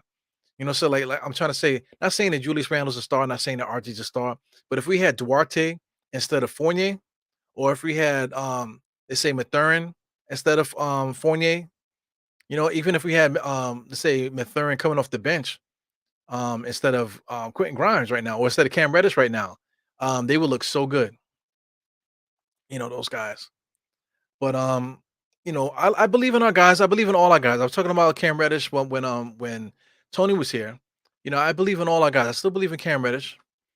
So like I was trying to get out of Tony just now. It's just that I just know that it's got to be eating at him, because it's one thing. Okay, you journeyman. The word journeyman. Somebody that has pride in their game, and they think they could be a 20-point a game scorer in the NBA, but they're not getting their dreams. So there's got to be frustrating because, hey, listen, I know I'm better than RJ. I know I'm better than RJ. I know Cam says that. Yo, I'm better than RJ. I know that. I'm better than Duarte, bro.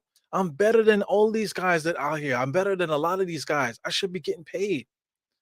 So if that's in his mind, if that is in Cam Reddish's head, then I really feel sorry for a dude like that, man. Because I mean, he left Atlanta for that same reason. He thought that he was better than he is. He is good. But Cam Reddish, he thinks highly of himself. So what happens when you get to the point where, yes, you're nice, but you just can't show it? You know what I'm saying? Like you're good, but you pop up at a park one day and now your dribble's not working, your jump shot's just not working. You know what I'm saying? You can't play defense, you can't move left and right, you're out of breath for some reason. And then but nobody believes that you could play. But then when you show up the next day at another park, you're busting ass. So now you keep thinking about the other place that you were just at. Everybody thinks they're trash over there. So now you want to go back over there to prove it, you know. So I mean, everybody can relate to the human element when it comes to that, man. So I do feel sorry for Cam, man. I hope that somebody could talk to him and say, listen, man, get out your own head, bro. You know what I'm saying? You're in the NBA. You're not out yet. You can still secure yourself a contract, at least a 1 year tender or something, a 1 year deal, maybe a 2 for 1, the same deals the Knicks were giving before. Maybe you can get one of those, and then you can still prove it that you're worth a little bit of extra money. But at the moment now, after that first preseason game where Cam Reddish came out really hot and he looked incredible, I was screaming, I was going crazy that first game. But the body language has changed drastically from that first time that he came into the game on that first preseason game, as it is to right now at this moment. So, Cam Reddish, man, he is an enigma, man. Like I said, I really do feel sorry for the kid. Really do feel sorry for. Hopefully he can shake it, and hopefully somebody can get to him and talk to him, and hopefully get his confidence back up, man. Because in the meantime, like everybody keeps capping for Quentin Grimes. When Quentin Grimes comes back, it might be too late for Fournier. I mean, not Fournier, for Cam Reddish to even get in the rotation. You know, that's why I'm so against just giving a spot to somebody. I'm against it. You got to prove it. See, Ashley, what you saying?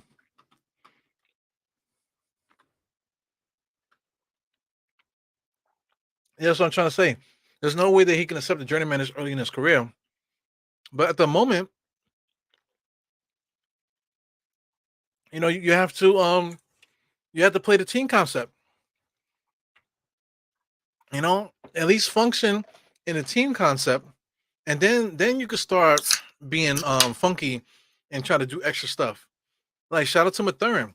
Mathurin is coming off the bench, but you have to prove it that you could run the offense, you could play with energy and that type of thing. Once you could prove that, then you could start fooling around and doing other things.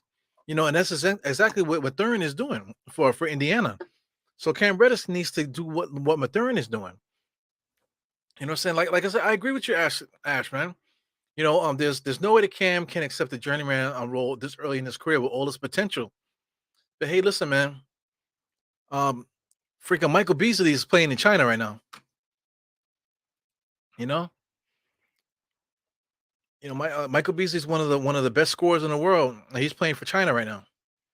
There's a lot of other reasons behind it, but a lot of them are very similar to what Cam Reddish is going through right now. You go Julius Randle with the fadeaway jump shot. I hate that. He was doing that all the way. It was number 24. I like number 24. Pulls up for a 3-point shot in transition. Julius Randle with the rebound, right past to Fournier. Fournier crossing over, being guarded by 24, waiting for Mitchell Robinson to get the pick. Out to Julius Randle for a 3-point shot is good. See, Julius Randle is like for anybody that's paying attention, Julius Randle, as these preseason games are going on, he is proving that he could play off the ball. So he's playing off the ball really well, getting good shots, being able to contribute scoring. You know, Mitchell Robinson is not playing good either, guys. By the way, Mitchell Robinson is not playing well. Just now, he just allowed one of their guards to just sail right in front of him and get a layup just now. Here go Brunson, got a little bit more pop in his step today. Just popped into baseline, pulled up jump shot really good. Connell there stole the ball. Brunson stole the ball, just threw the ball off of number 24. So they're trying to convince him. Oh, it's Indiana's ball. I think that's, I don't know. I gotta see that over. But good pull up jump shot, man. That is a lost art. Driving baseline and just pulling up at the baseline there and just taking the two. You know what I'm saying? Sometimes you need to stop before you even get into the teeth of the defense. Stop on the outside and casually get a jump shot. Okay, I got you. So he threw the ball off of All right, but I mean that's debatable. That's one of those things we got to shoot for it at the park because he hit the ball off of him, but when it bounced, it hit him out of bounds. But he's out of bounds though. So that's one of those things where I would shoot it. Yeah, shoot that. So Brunson got his energy back now. So Brunson is back to playing the way he was playing before. Mitchell Robinson, absolutely, his body language is crazy right now. Mitchell Robinson, he's off. He's not really playing good right now. Um, I gotta catch up with what you guys are saying here. Shout out to Godfrey Williams. That's somebody that I haven't seen yet. So shout out to Godfrey Williams. We still can get. Listen, I hate talking about that Godfrey. Like, are we talking about getting first round draft picks? What is that gonna do for us right now? The Knicks have so many draft picks as it is. Brunson is going crazy right now. It goes Conlon here to the right for Duarte. Duarte drives left. Back out to Conley. Conley fakes a three. Mitchell Robinson's out of position. So the Knicks had a bad defensive possession there. Mitchell Robinson left the paint to go guard the perimeter, which should not be his job. He said because he left the middle wide open, which allowed them to get two layups on him. Two layup attempts. Here go Mitchell Robinson telling Brunson what to do, which is impossible. Julius Randle, top of the key, 3-point shot, no good. So 64-60. Connell is on the right hand side, gets it to Buddy Hield, almost pulled up on the switch there. RJ is guarding Buddy Hield from behind. Mitchell Robinson, good block there. That could have been out of bounds. Cross court pass to number 21 for three, no good. Rebound again by McCollum. McCollum drives in, gives it to number is that 21 again. Mitchell Robinson is not playing good. He did get a block just now, but he is not playing a good inside game right now. He looks like he's tired. Look, he's grabbing his shorts right now. Knicks are running offense and he's grabbing his shorts. He's out of breath. His mouth is open. He just set a pick for Fournier. Fournier kicks it out right to RJ. RJ goes baseline. He gets the foul, but he tries to get the layup with the right hand. He misses it. So Mitchell Robinson looks tired. Mitchell Robinson looks tired. So something has had to happen. Maybe they had like a bad trip, a bad trip on the bus or something. Where guys on the Knicks seem like they're so tired, man. Yeah, so the Knicks are shooting free throws right now on my clock. So I mean, Godfrey Williams, man, like why are we talking about trading Cam Reddish for a first round pick? Like does that is that an exciting thing to talk about? Does that move the needle for the Knicks? Does trading Cam Reddish for a late first round pick, does that move the needle for the Knicks? You know, that doesn't do nothing for us, man. That doesn't do anything for us. Welcome to the chat. I appreciate you coming in here. I see you talking some more stuff, so I'm gonna get to it in a second. But a nice drive there by Duarte. I like Duarte. Duarte is a good basketball player. You got RJ grabbed the rebound right underneath the court there. Knicks are talking a lot out there. Randall getting pulled into the corner. Cross court pass to Brunson. Brunson fakes a three, gets it to RJ in the corner. No good. Mitchell Robinson, nice strong rebound. Misses a layup. Like that's one thing I keep complaining about. Get the rebound and can't make a layup. Get the rebound and can't make a layup. Has to get the rebound again, offensive rebound, and then dunks it in because he can't make a basic layup. So Mitchell Robinson, I would take him out the game right now. He looks like he's exhausted. So I don't know if you guys agree with me. Here goes Mitchell Robinson. So Mitchell Robinson gets the rebound, right? Bounce, make the layup. He can't make a layup, man. So he has to get the second jump to dunk it in because he can't make a basic layup. That's garbage. That's garbage, man. That's why I complain so much about Mitchell Robinson. Little plays like that and the way that he's playing right now. I don't. So you see Godfrey just popping in here. Unless Coach Stibbs truly accepts Cam, he won. What else she saying here? He won't get out of his own head. Yeah, man. I feel bad about him, man. I really do feel bad about Cam Reddish because he has all the skill, but not for nothing. They've been saying the same thing about him since he was in high school. They said that he had a bad motor. He gets to college, he easily went to being a third option, willingly with Zion and RJ there, just as talented as both of them, and easily became the third wheel to that 20 points, 20 points, and third wheel. With Cam Reddish on that squad, he should have been a 20 point a game scorer too, but he wasn't. So if one guy has had the same problem all his life, then that's what it is. You know. So Cam Reddish might need to be one of those guys that bounces around the league for a while. He's on the Knicks now. Maybe he needs to sit on the Knicks bench for a while. If he starts complaining that the Knicks are not giving him a shot, he wants to get traded again, then we'll trade him. But I mean, like I'm trying to say with my man Godfrey, trading Cam simply for a first round pick is not the move, man. But at the same time, Cam Reddish still has enough potential in him to be packed into like some kind of a deal, to maybe add another player, maybe add Mitchell Robinson, Cam Reddish to the deal. Maybe add one of our first round draft picks to it. If people don't want Fournier on the roster, okay, Fournier could be added to it if you want that to happen. So Fournier, Cam, Mitchell Robinson in a deal for somebody that's got to be worth it though. It can't just be for some bum or some random first round draft pick, you know,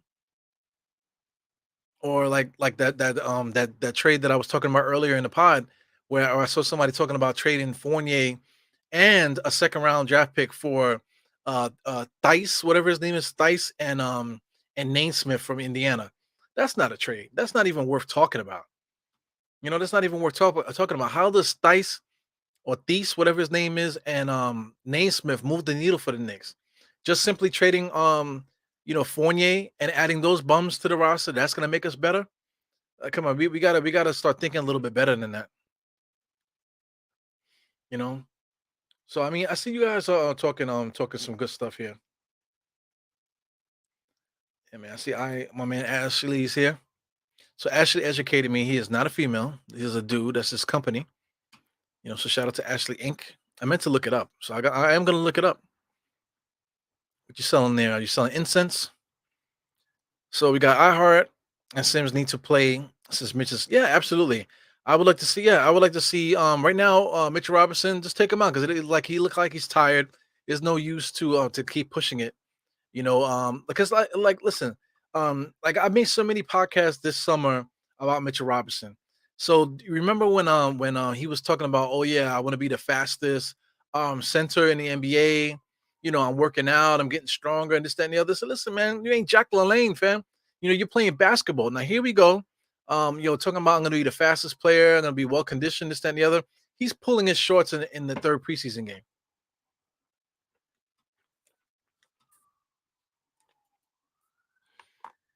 Kareem is trying to start some shit. Kareem is trying to start some shit. Yo, that is a legit poll right there. I wish I could put a poll in here from my system here from StreamYard. But Cam or Knox, that is a good fucking question. Right now, we know Knox can hit that three. You know, Cam Reddish. You know, we know that Knox can dribble a little bit. That he could break out and get a nice block or defend. We know he could run the floor. We know he could finish. So, would you trade Cam Reddish for Knox and a first round pick?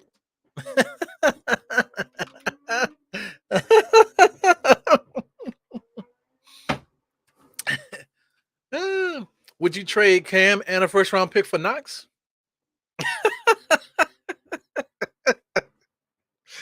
Hey, Kareem, man, you funny, man. You funny. Joe Dean. Mm-mm. Mm-mm. Mm-mm. Yep. Yeah, Tom Thibodeau is playing around. He got the second unit, is coming in now. You got 4 minutes and 35 seconds in the third quarter. Can't Tom Thibodeau's fooling around. So this is the first two preseason games. Tom Thibodeau did a good job with the substitutions. This game, Tom Thibodeau is reverting back to his old ways. So is this a problem?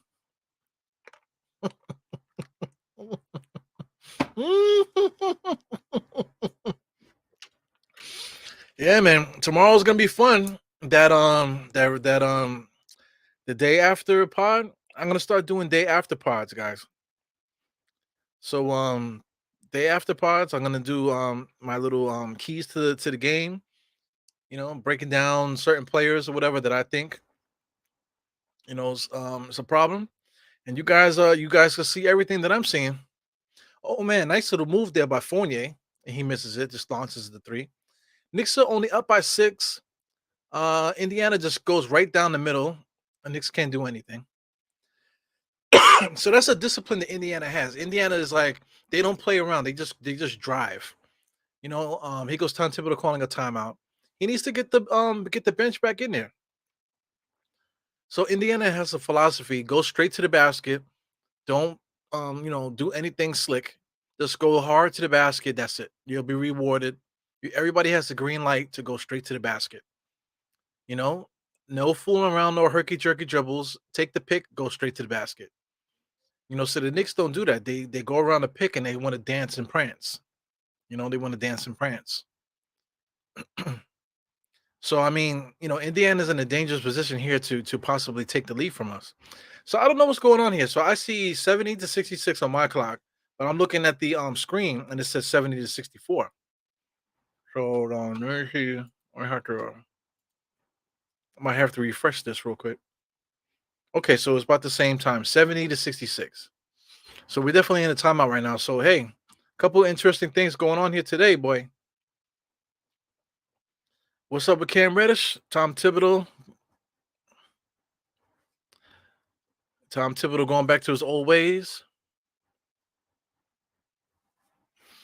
And just a lot of bad Nick habits happening right now. Energy, energy, leadership, focus.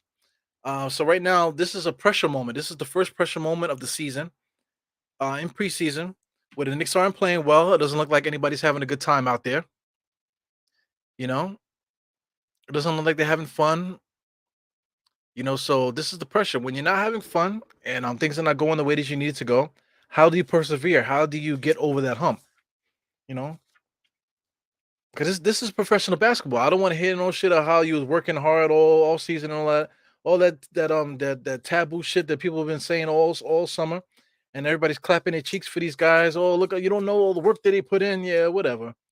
I don't know all the work that you put in, but here you go, about to lose this game against Indiana in the preseason. So I don't know about all the work that you put in. I don't know all the work. Yeah, man. He goes, I heart, nice solid screen. But number two pushed Brunson before he got hit with the screen. So I don't like number two. I don't like number two so much that I think he's probably gonna have a good career. His name is Newhard. Newherd. So I don't like I don't like him, I don't like him personally. Okay, how about that? I don't like his game so much that he's probably gonna have a big time career in the NBA. Number two, playing good defense on Brunson there, frustrating him. To the right dribble for quickly, and quickly is trash, man. Everything with quickly is a freaking floater. Instead of just pulling up, he's already looking like he's gonna shoot a floater. Ingo Mathurin, nice little jump there, kicked by Brunson. Mathurin is really good. I'm a fan of Mathurin. I think he's really good. Here goes Brunson talking to Randall there. Randall's giving him some advice. Good good luck with that. Let me see.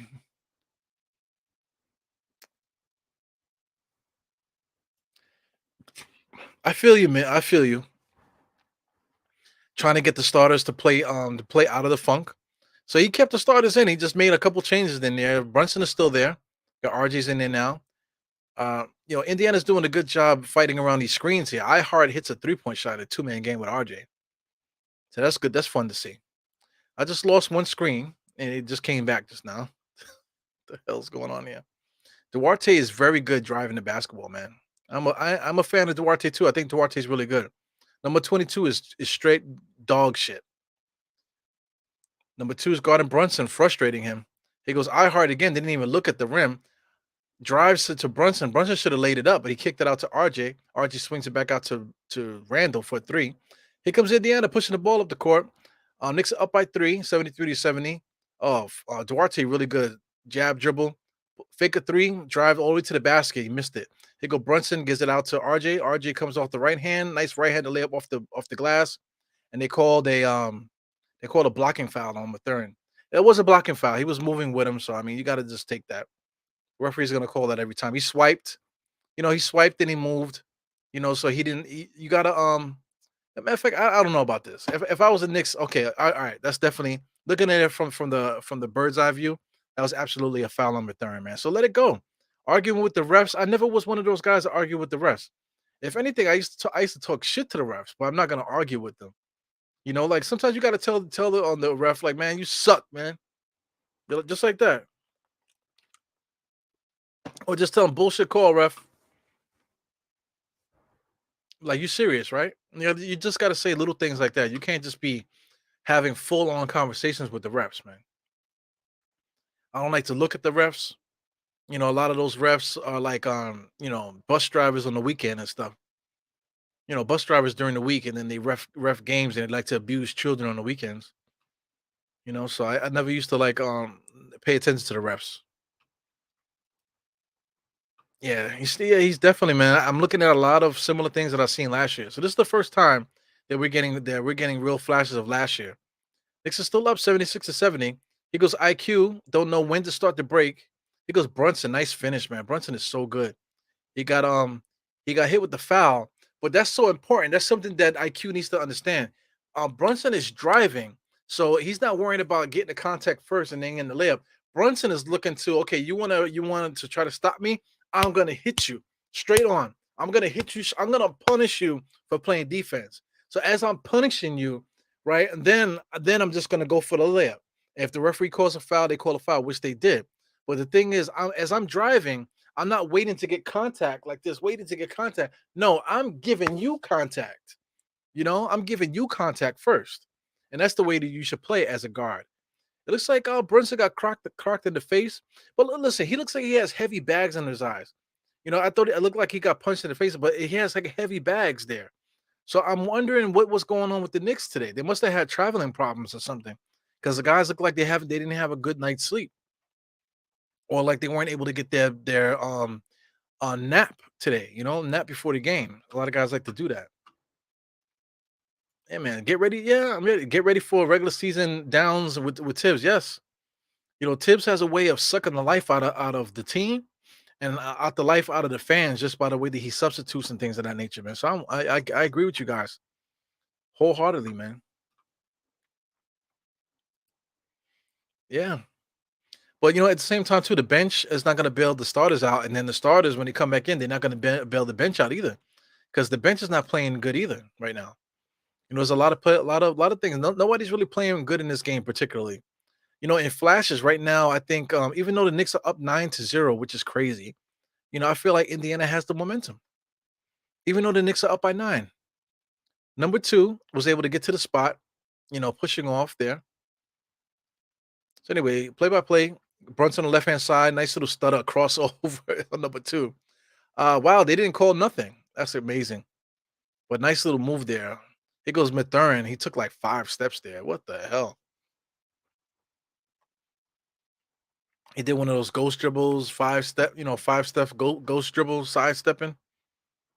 Oh yeah, yeah. Brunson, good move by Brunson on the inside, but he got killed there. There was no foul. Definitely was no foul. I just want to see Mathurin. Here goes Mathurin, comes down. He dribbles 1, 2. All right. It looked like he took like 5 steps, but just the way that he like aggressively runs up the court. I mean, he's really good. I'm a fan of Mathurin. I'm definitely a big fan of his, man. He's a good player. So Brunson is coming out, and Deuce McBride is coming in. Just a very weird substitution scheme here by Tom Thibodeau. I see what I've been seeing around the NBA is they got the guys wearing girdles, man, on the sideline. What is that about? Guys are wearing girdles. So I see you saying something fly, Ashley. I'm gonna leave it on the screen. I see something that I like that you're saying there. I'm gonna get to it in a second. He goes, I heart, top of the key, looking to make it. Oh, nice drive there. Good up scared, sneaky drive, but he dribbled off his foot out to number 10. I like number 10. That's livers. Number 10 is really good. I wish we could trade number 10 for Cam Reddish. What I was trying to say is I think we should trade livers for, for Cam. I don't know if you guys heard me, man. I had a little cough. Little cough. So anyway, you got Svi, well, however you ever say his name, Sims, Archie, Hunt, etc. should be potential plays right now if Tib wants to show his flexibility. I don't want players playing out their funk if it means we're gonna lose. Yeah, absolutely. So I mean, I believe in those guys. Svi, I believe in Svi. I believe in Sims. I believe in Archie and Hunt. All four of those guys, I believe in all four of those guys. So there's no reason for those guys to not be in the game. But here goes Tom Thibodeau. But Tom Thibodeau's afraid to lose his lead. So that's why he's just playing the starters right now, playing his starters and playing his actual rotation. So this is saying a lot. But at the same time, I think they might have called each other. The coach of Indiana Pacers, he likes to micromanage as well. So they're basically playing their rotation as well. Also, too, you want to talk about rotation? Look at Deuce McBride playing. Here goes Cam Reddish there, playing good transition defense there. He lost his man. He was playing good transition, good transition defense for a second until he lost his footing. That's what he was able to get bum ass number 22 a layup. He goes IQ. I'm sorry that I was saying that IQ could have been a starter. He's really not that good. He's not. He's not. He's not making. He didn't make the strides that he needs to make. He goes Cam Reddish 1-on-1 there. He just pulls up. Just a bad shot, man. Just a bad shot by Cam Reddish. I think he had to get it up though. Yeah, man. I don't know. I'm watching RJ now. RJ's in the game. Is he? I think RJ came out. Look at Mathurin. Nice little move there by Mathurin. He didn't make it, but he looks good. He goes IQ. Cam Reddish was looking for the ball. IQ just. So anyway, listen, 79 to 77. What do we do here, guys? Yeah, starters are tired of playing hard. Tips is really playing like, yeah. So Obi's in the game now, so we're gonna see how this plays out. So we're going into the fourth quarter. We're back on the bench now. I'm gonna see what Tom Thibodeau does. So I mean, the Knicks are playing hard, right? But I agree with Bayside Junior there. They're playing hard. They're tired, but they're playing hard. But at the same time, they are playing with no energy too, which is weird. The Knicks are in a weird limbo place right now. Being down, this is not really catching up yet. I gotta have to start refreshing. So what we got here? 79 to 77, being up by two entering the fourth quarter is not a good look. It's not a good look. So this is the first sense of adversity so far. First sense of adversity for the season, young season. Excuse me, not even young season. This is the preseason. So this is the first sign of adversity right now. So we're gonna see how the Knicks fight through this. It should be very interesting. Let me see what some new guys are saying here. We got Mizzo 9 here. I love the avatar pictures, you guys, man. Please get a picture up in there, guys. You gotta have some energy here.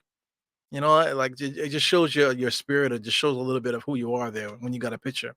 So potential will get you fired. Pat Riley could have been talking about Cam. Yeah, potential could get you fired. I've heard that before. You know, potential could get you benched. Talking too much shit before you're ready. Shout out to LeVar Postel. LeVar Postel said, "Yo, I'm just as good as Houston and Sprewell. It's just that they just get on more minutes than me." He said that. So after he said that, I think he was out the league. After that, he was out the league. And LeVar Postel was good.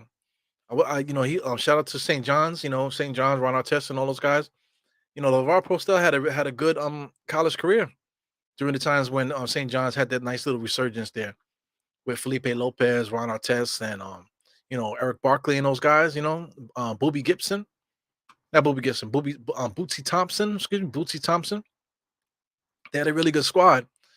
But Postel was drafted by the Knicks, which I was excited about. But you can't talk bad about Houston and Sprewell, man. You can't talk bad about like NBA All Stars like that and think you're going to get another opportunity. Who wants to have that type of person in the locker room? So Cam Reddish got to tread lightly here. So the Knicks can't even get the ball up the court with Deuce there. It goes Fournier with a floater, feeling himself there a little bit. Back on D, number two. Number two, I don't like him, but I secretly like him. Number two, he's good. A lot of kung fu fighting down there. The referees are not calling anything. Number two was able to get to the foul line easy, pull up jump shot in front of IQ like he ain't shit. So I mean, number two, I don't like him, but I like him. He goes IQ just standing there. They can't get the ball across the timeline. He goes Deuce, looking for a pick for iHeart. Give a pass to iHeart. Top of the key for quickly. Quickly exit for a give and go with iHeart. Too much moving. They could go moving screen there. He goes quickly with a 3-point shot. He steals the ball because number two messes up the dribble. But there goes quickly again with these push shots that are just not working. That was just a bad sequence of basketball there. IQ sucks. IQ is not a starting point guard. He's not a starting shooting guard. He's just not it, man. So we got another drop in, Mr. I am Jarrell. What's good? Salute everybody in the chat, man. Salute, Ebro was good. Chilling, man. So you shaking in your boots right now, man? Nah, man. I didn't know this was gonna happen, but I don't know. I told everybody, salute to Steph and Dope Soul. Last night we was on talking about Tiz rotations. I said it was fool's gold, man, like the first two games. Like I didn't expect his rotations to be the same. I thought he was gonna revert back to how he always been doing. Yeah, he's absolutely doing it right now. Yep. Yo, But I don't think that, I don't mean to cut you off though, but I don't think that's the reason we losing though, because of the rotations. I think it's the energy, like you said before. Yeah, definitely. Because we're talented. We're talented enough to beat them regardless of the rotations. We just not playing well. Nobody's playing well. The only person who's really doing anything on offense is RJ. He got like 21 points, but everybody else pretty much sucks so far. Speaking of sucks, Cam Reddish just made a move there. Every time Cam Reddish gets the ball, he starts getting into his Michael Jordan, stuff. He thinks that something cool is going to happen. He drove in, misses up the drive, but then messes up the pass to iHeart, which causes a foul, for a fast break there on a fast break. This game is highlighted with Cam because I don't know. We all know that Cam has to play well in order to get minutes. Yes, but he's not playing any worse than IQ is right now. IQ looked trash tonight. He looked like he should be in the G League the way he playing. absolutely. Like, it don't look good. It don't look good on his end at all. Like, and he's going to be one of the people that actually is going to get major minutes on this team. So I don't know. It's just not looking good for the whole team tonight. It's not just Cam, even though Cam is having a bad game, but it's everybody. Like, nobody's having a good game. I'm not impressed with anybody tonight. Even RJ. Sometimes he has 21 points, but even RJ could be better. Yeah, absolutely. I agree with that. Yeah, IQ, I watched, we all watched IQ with the training videos where he's been training with Brickley, playing summer league basketball. Even Sim was saying that he saw him live and was saying that he played a lot stronger and this, that, and the other. Mhm. But everything that we might have seen him do in the summertime, now that we have a little adversity happening right now, he's just reverting back to old quickly. Right. Everything's a floater, even a jump shot. He's gonna shoot a jump shot, it looks like a floater. Right. Everything's out the window now with the pressures on. Right. Obi not making his shots. I think I'm not going to comment on the game too much because I think I'm ahead of you this time. Really? Yeah. Where you at? What's your timestamp? 9:50. 9:50. Yeah, that's what I'm saying. I'm ahead of you by a lot. Damn, son. So let me if it's bad like that, then let me turn my stream off. Oh, you know Turn it why? back on. Because you know why? Because I'm You not were live. around the game and what happened? Yeah, I'm not live. That's what happened. Now I'm at 9:50. Right. Okay. Got you. Because I Look remember at you that. said you rewound the game, but you just never fast forwarded. You Got see? You see? That's why I'm on the show, man. That's why I'm on the show. Look at you, man. I think you did the same thing this today or yesterday, right? When I'm with the audio was off on the first video. Oh yeah, it's all Yeah, man. good. I need a producer, man. Yo, Ben Matherin is gonna be that dude in a couple years, man. I really like him. He was Yeah, my favorite wing coming out the draft. I didn't think we was gonna get him at all though. I know he wasn't gonna make it to us, but he was definitely my favorite wing coming in the draft. yeah. I also like number two. I was been talking junk about him since I the know. last game, but number two is good though. I told you he could play. He got like no game to him out of Gonzaga, man. Like he can ball. He's not gonna be no all star or anything like that, but he can play basketball.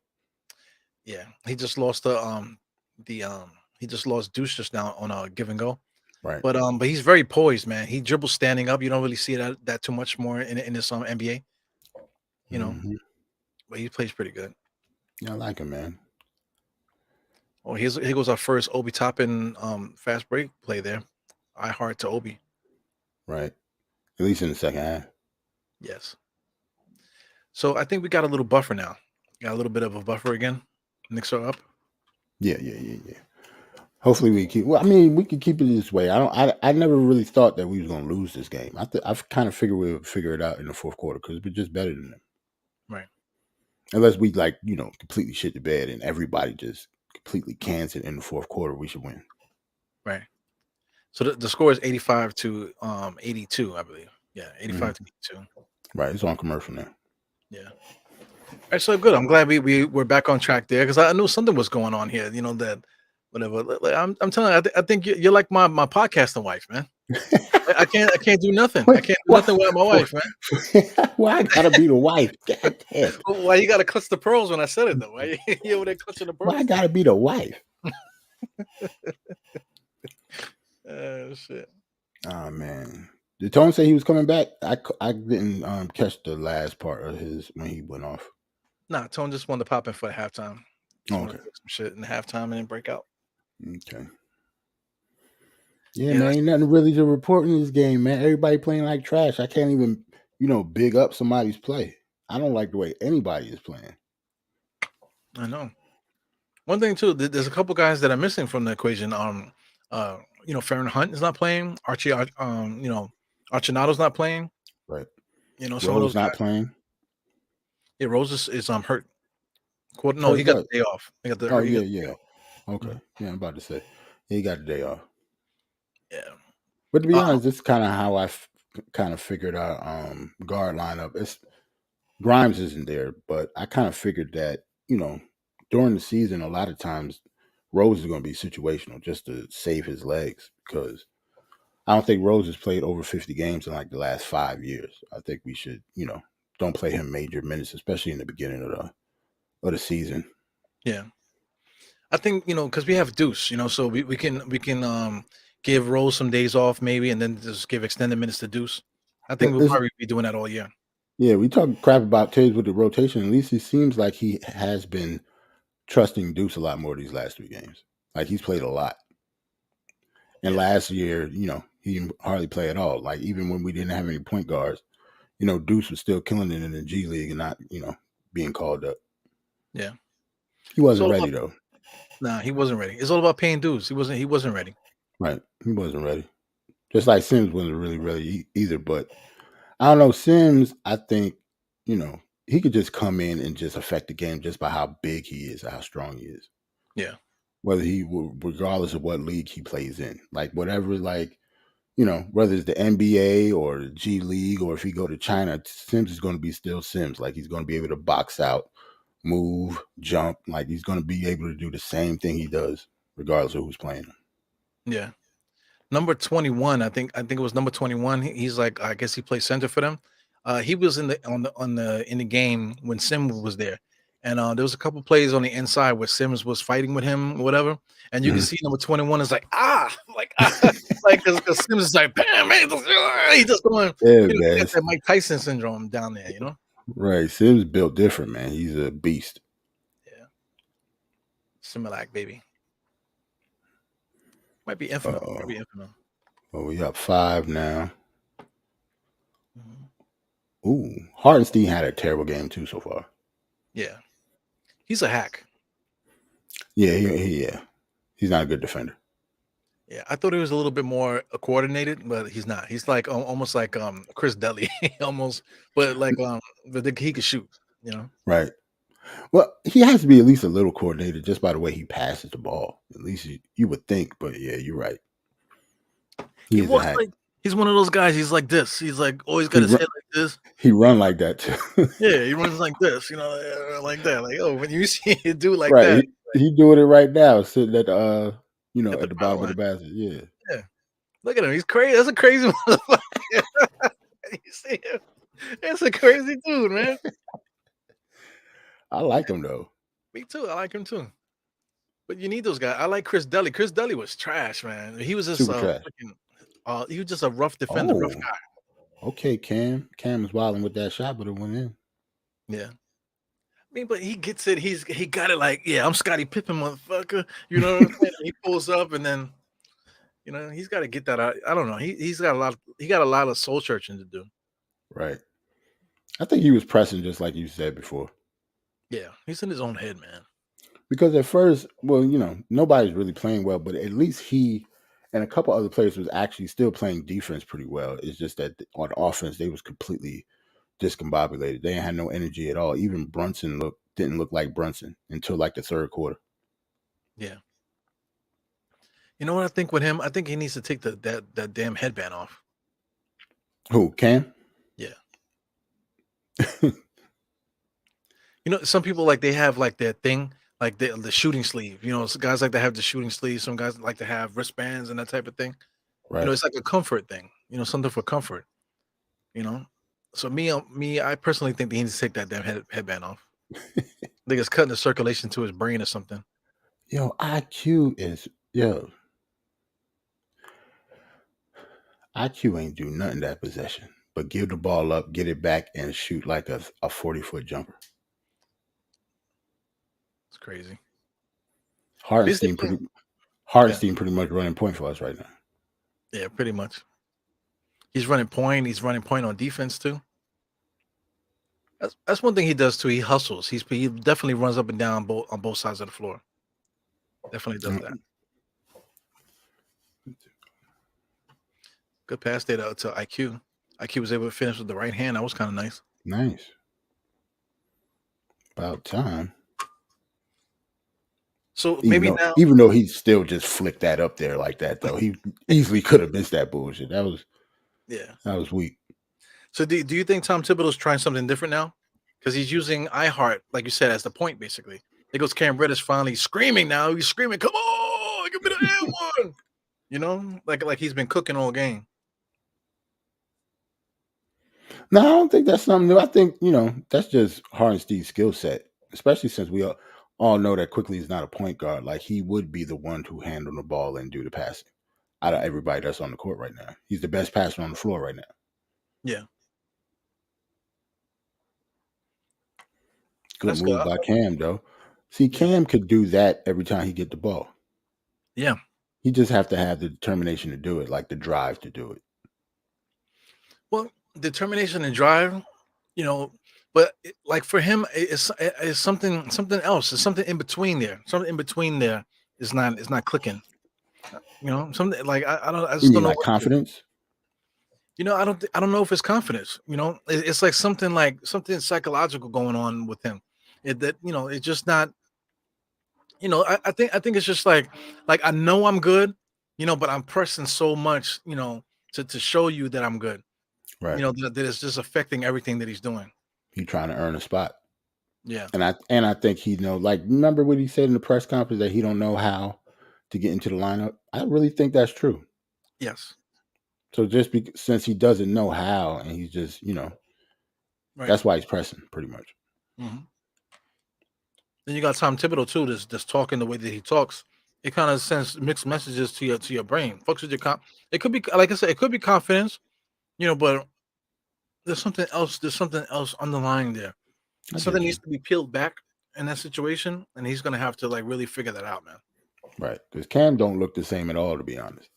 And I don't even mean just, just because his shot's not falling. Like, just by his aggressiveness, period. Like, it doesn't look like the same Cam from Atlanta at all. Right. Yeah, I agree with that too. He was a lot more bouncy in Atlanta, I think. Mm-hmm. Yeah, but I mean, it's clear.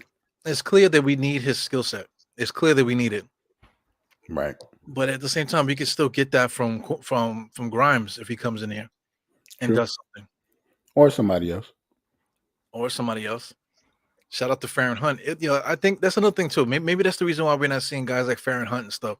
Because like I've been because people are starting to upload their practice videos from the open practice, and Farron Hunt was doing some things out there. He looks he looks decent. Mhm. So I mean the difference between a Farron Hunt and Cam Reddish is basically effort. Like Farron Hunt kind of knows what he can do. He's not trying to do too much. Cam Mhm. Reddish knows what he can do, but he's doing too much. You know? Yeah, that's because Cam, I think, has a higher skill set than Farron Hunt. That's why. I think Yes. just because he can do more, he presses to do more when he should Right. be doing the same stuff that Hunt should be doing. Yes. Yep. So I get what you're saying. That makes sense. So how crazy would it be? Let's say if Tom Thibodeau just took Cam out or whatever and put Farron in, and just left Farron in there. That would destroy Cam Reddish. Yeah, it would. And I don't think he would do that anyway because I don't think Hunt is going to get any real burn come regular season time. And they only got one game left. Like, this is when the rotations that you see now is probably what we're going to go with. It wasn't the first two games, Mhm. which is unfortunate. Word up. Which is unfortunate because I don't like that. Yeah, word up, man. So where you at? 608? Yeah. Okay. So we right in the Same area. same area. Taking out the ball. I mean, because we're 608, but I mean, I'm looking at the Yo. game clock. I think the game clock is like 5:24. Yo, Ben Matherin gonna be a problem, man. That movie it was so simple. He got the boy paused for a second, Right. drove hard. It caused the reaction, and then he just stopped on the dime and just did like a little, eat that, baby. Beautiful. Yeah. But the Knicks are running the same play. Hardenstein is right there, a step inside of the 3-point line, and the Knicks are moving, and Mhm. there was no movement, so he just did a step back 3-point shot. So that's going to be a set play for us as this season when he's out there. Yo, Obi just made me mad just then. Why your point guard on the floor to get the ball, but you not? Like, Obi got to learn how to rebound, man. That was terrible. Yeah, he's just kind of in there. But you see when he thinks another person got the ball, you see he's already running up the court, right? That's what he did just then. Yeah. That's Yeah. exactly what he did just then. That's why he wasn't on the ball because Right. he was trying to leak out. Yeah, he's not fighting. He's not in there fighting for the loose ball like the guards are. The guards are fighting for the loose ball, and the second that he thinks they got it, he's like, "Oh," So Right. it's a positive if he can get open for the dunk, but it's negative because he's not there fighting. He's the one that should be fighting. Right. They show Grimes on the bench. Yeah, I know he's like hungry, man. Sure, he should be. Yeah, but look at him. He's sitting in between Mitch Robinson and his guy. The conversation is trash, right? They ain't saying shit. It's like, man, who are these guys? Archie and Mitch. Yeah. Ryan Archie. It's like Archie, real Archie and Jughead from Archie Comics. Yeah, they don't got nothing in common. Yeah. Like, who was Mitch Robinson? That's Jughead right there. Crazy. Well, see, we can hold on to this lead. Up 7.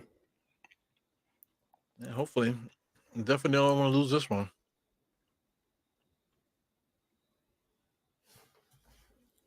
NBA refs are that's got to be like the worst job in the whole world. It's a lot of running. Yeah, but you don't get you're not a professional athlete. Yeah, but you don't get no fun out of it. You get yelled at all game. Nobody likes you, and then on top of that, they don't allow the refs to interact with anybody. Like once they leave, they got to go to their special place, and that's it. All right. They have their own locker room. They go to their locker room and they just be in their locker room. They Right. can't interact with nobody. They can't talk to the press. They can't talk to anybody else. They just kind of just go in the back. Right, I heard. Yeah, they're like strippers. You know, after the girls finish working, right after they finish working all night, then they have to go through the back. They don't exit the front. Or they excuse me, they don't enter the front and they don't exit the front. You Right, know, they go through and the back. there's another exit that they leave, and not necessarily the main exit in the back, not the back exit. Sometimes they have a separate entrance entirely. For them to leave the facility. True. One thing I noticed too, Obi Toppin has been asking for the alley oops, right? So now when Obi Toppin drives in and he goes for the alley oops, guys are undercutting him. You notice that they did that on this play here. Right. The Well, I third mean, yeah, because if you don't undercut him, he's just gonna dunk on you. right, You gotta do something. yeah, and it's not necessarily a foul because it's a loose ball now. Right. You just threw the ball up there, so you can do what you want at that point. Well, no, they called a foul that time. Yeah, But Ben Mathurin is a rookie and they called it on him, so hmm they might not call that on somebody else. yeah, definitely. 94-89. Yeah, I love Mathurin, man. I love his energy. Like I, Yep. I watched him play in college. I didn't see this though. Really? No, the way see his interaction there with IQ. I didn't Mhm. notice that. I didn't notice those little things. I guess because in Yeah. college the camera's more further back. Yeah, You I know? get you. Yeah, And the other dude that Arizona had is real nice too. Terry. He was like the other wing that played for them. I yeah. think he went to got drafted by Chicago. He just they're just not just alike, but they was pretty nice in Arizona.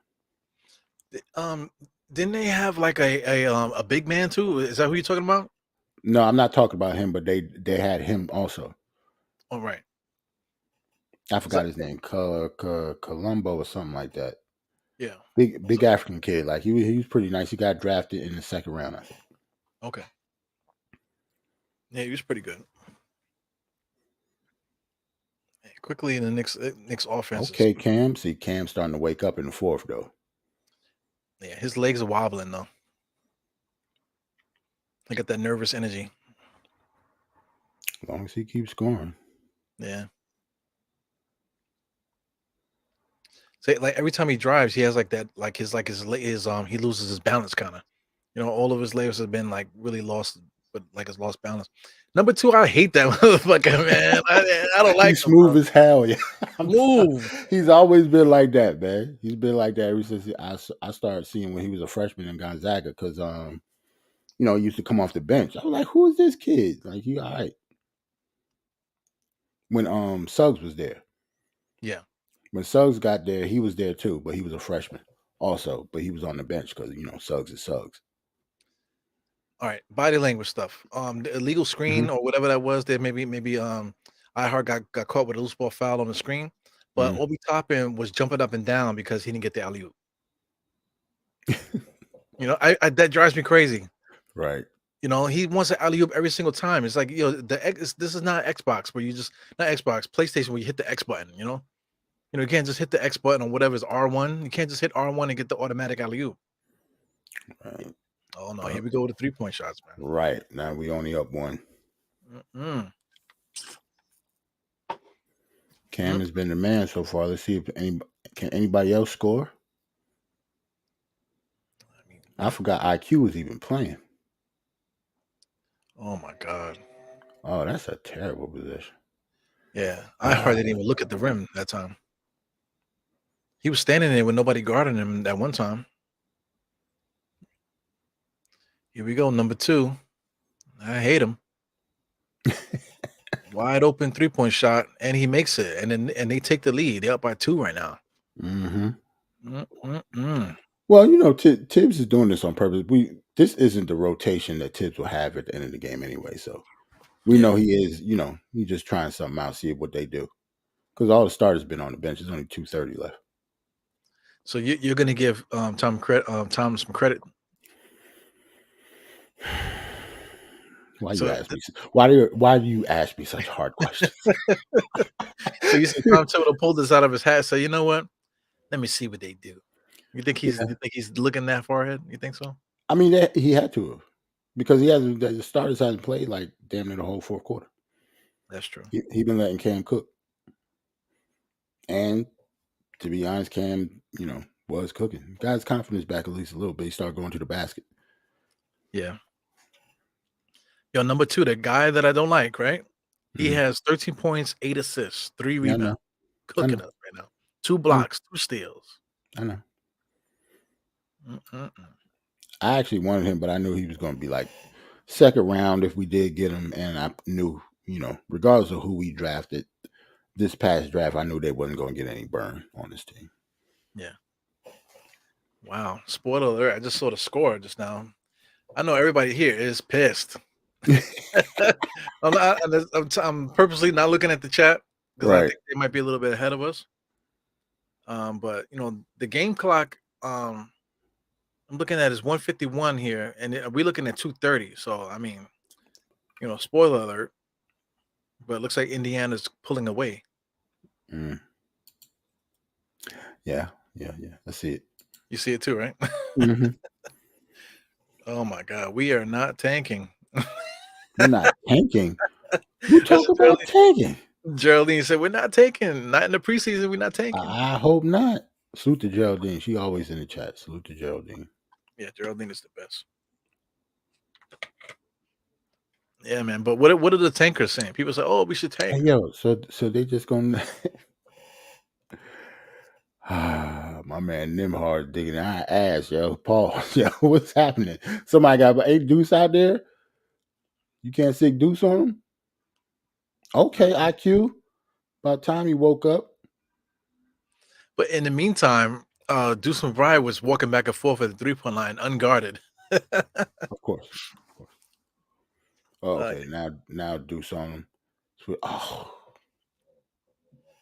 Oh, so that's what they're gonna do? Back and forth 3-point shots between these guys here, and then we got to deal with the right. the smile going backwards. Oh no. I'm blaming this one on you. I am Drill. I am blaming it on you, man. Okay, deuce. Obi with the shot. Why do you have to shoot that shot though?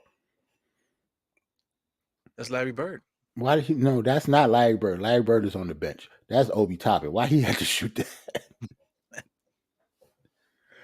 He did not have to shoot that ball, man. The ball hit the rim and the shot clock started over, I think. Indiana's just running the same play. Here goes number 88 coming here. They're Yep. gonna do a 2-man game together. Same thing. Oh, Same game. yo, he was Exactly. wilding for that too. But they up 4, so they got a little cushion. He could shoot that bad shot. Yeah. Oh, Cam. Wow. He just gave it to him. Wow. Ooh, Mathurin. Right. I don't know if he just didn't see him or like he lost it or what. He just like, all right, here's my chance. That's what happened. He got the ball. All right, here's my chance to prove it. Why don't be treating Cam like he Rudy, yo? Stop it. Oh yeah, he lost. It looked like he lost it. He just lost it. Is it because he just tired? What's happening? I don't know. Hawkeye Look, said he just that lost it. he's bum juice. Nah, He didn't want to be here.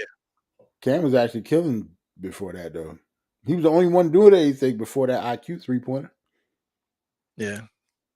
Remember this? I am Drill. Kevin fucking Knox. Are we the Knicks? The Knicks. The Knicks. Are you stupid? The Knicks. Why would you do that? We play these niggas this weekend. Bro, I hope Cam drop 50. I hope Cam drop. So I hope Cam dropped 50. So let me ask you this question: would you trade Cam Reddish for Knox in the first round draft pick? Nah, man, stop it, man. We're not playing this. Would you trade Cam Reddish and a first round pick for Kevin Knox? No. I wouldn't trade roadblocks for Kevin Knox. Yeah. Kevin Knox got braids too now, What that mean? he may or may not be wearing a headband too. So if he keeps if he keeps using suntan lotion and getting some sun treatments, he might be able to get a nice little tan besides that frosty, dead body skin color that he got, Yo, what happened? Oh, missed shot. Wow, the Knicks are Knicks are really gonna lose this one, huh? Yo, was anybody else going to do anything but like what did Obi do in that fourth quarter? I Didn't he don't know. play like damn near the whole fourth quarter? Something like that. Him and IQ, other than that 3-pointer IQ made, he didn't do anything. Obi Toppin played 22 minutes, has 8 rebounds, excuse me, 8 assists. No, I can't even read. He has 8 points. What is this? 2 rebounds, no assists, no blocks, 1 steal. Terrible. Terrible. Bad management up there cooking. He got 26. Looking confident. Looking like he about to go to the shadow after the game. Right. The shadow. What Ben know about the shadow? Silver shadow. Well, Look at IQ. Nice drive by IQ. word. It's cleaned up the whole paint there for the Knicks. IQ up there sweeping the floor with himself. Mm-hmm. Yeah, this was a bad game, man, from everybody. Terrible. This is hard to watch, yo. Seriously. Mizzo is funny. He just got the stripper joke. I said that shit, man, how long ago? He's behind on the stream too. He just got the stripper joke just now with the referees. There's some people sitting on the side, like when you see the Knicks, right, and you see the Knicks sideline, and the people there, everybody's best dressed, they full, Knicks gear and stuff like that. Now there's a dude there. He has on like khakis or whatever with a t-shirt. There, you see him just rubbing his head behind number 2 there. Yeah. Like, he's wearing a shirt that he probably slept in, not even ironed and stuff. His his sneakers look like they're dirty. Look like he's with his sister, and his sister don't even have an Indiana shirt on. It's crazy. Well, starters on the bench looking like let's just get the hell out of here. Yeah, the Knicks were like that from the beginning, though. Even Brunson was like that. IQ is a 90% plus free throw shooter. Just missed a free throw at the end of the game. Like it's just not our game, yo. Like nobody played well. IQ was 4 for 18 today. Yeah, he was terrible. Terrible. And it's not like he was terrible just because he shot badly. He didn't do anything else either. Right. Brunson had a bad game too. This is like his first bad game with us. 11 points. He did have 8 rebounds, 3 assists. But after that, he played 30 minutes too. After that, he didn't really do much. Who? Brunson. Yeah. Brunson, yeah. Yeah, Brunson kind of picked it up like in the beginning of the third quarter. Mm-hmm. But then, Tom took him out. He took everybody out. Yeah. He was 4 for 14 as well, Brunson. Yikes. Yeah, man. So, Yeah, I mean, honeymoon is over. The first 2 preseason games was fun to watch. I was like going crazy that first game, I had a good time.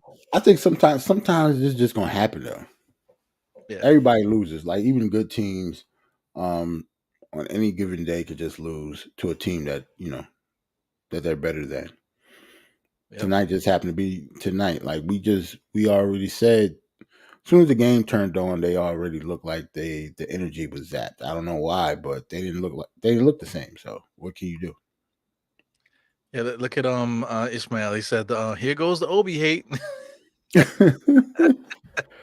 You got to find something to argue about, right? Joe Curry is like, "Yo, we mailed it in, not playing in our starters." Okay, I agree with that. We mailed it. Yeah. Like I think we lost the game because energy and plus Tibbs wasn't trying to win the game. He was trying to see what the players that was on the floor had. Yeah, we played the kids. Had shit. He played the kids. Yeah, man, that sucks. It sucks to lose, man. But like you said, 80, we can't win every game. 82 games. We're not gonna go 82-0. So there's gonna be these days where we lose games like this. But right now, what do you expect for the next game though?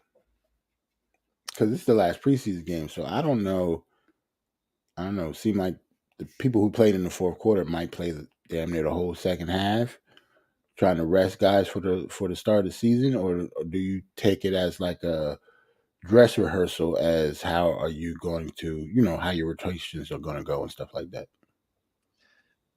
I want to say dress rehearsal, man. Maybe not give the guys the full minutes, but at the Hmm. same time, Brunson had 30, RJ had 27, Randall had 25. So I think it's by design that we're trying to give these guys possibly about 24 minutes, half the game, Right. and then that's Hmm. it. So the next game, do they start giving them the 30? And then once you start doing that, now what happens to the rotations? Because I mean, a guy like IQ, he plays so bad, man. He hasn't really been playing good this preseason at all, actually. Nope. You know? So what do you do? What do you do with that stuff? Mm. We, What was it? Yeah, it's a lot of people. A lot of dudes didn't play at all. yeah. So we're gonna see the true. I think we're gonna see the true Knicks pretty soon. Tom Thibodeau's gonna come out.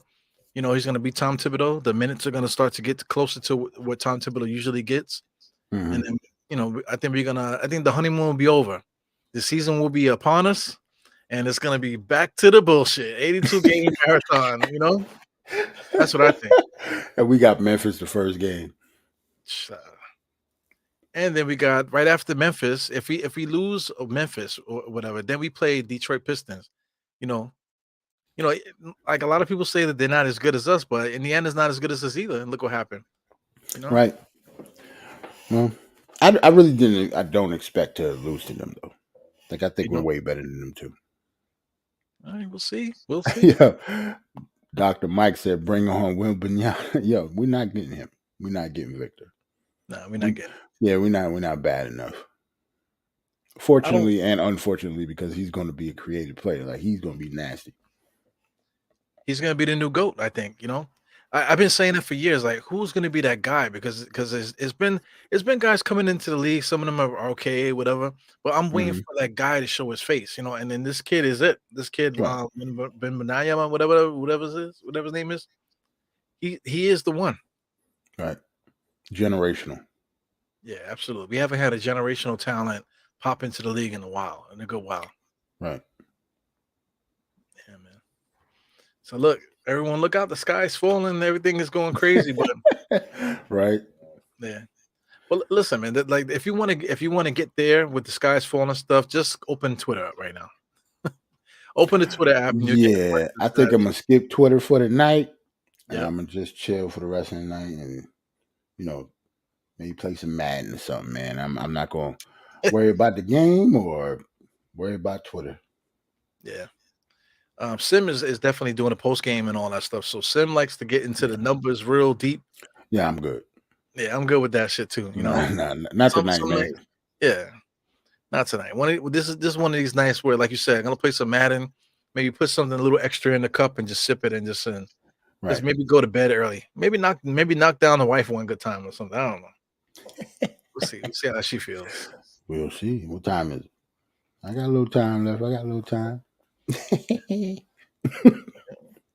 But I mean, I don't need to pull that out, man. I was gonna pull out the special sauce just now, but I think we could just end the podcast on that note, man. So, Hold on, man. Yeah. Don't show nobody no type of sauce. No, not on the street. We good. Yeah, man. So the Knicks lost, man. This is not the. Oops, I'm about to cut myself off the thing here. Am I off? No. We still live. I almost reloaded the pages now. But I Mhm. mean, the Knicks lost this game here. Anything you want to add to this besides everything that we've been saying just now? Nah. Mike asked you a question in the chat. What's Mike talking about? I know the answer, but he asked you. Oh, Dahir, why you got number 18 on your jersey? Because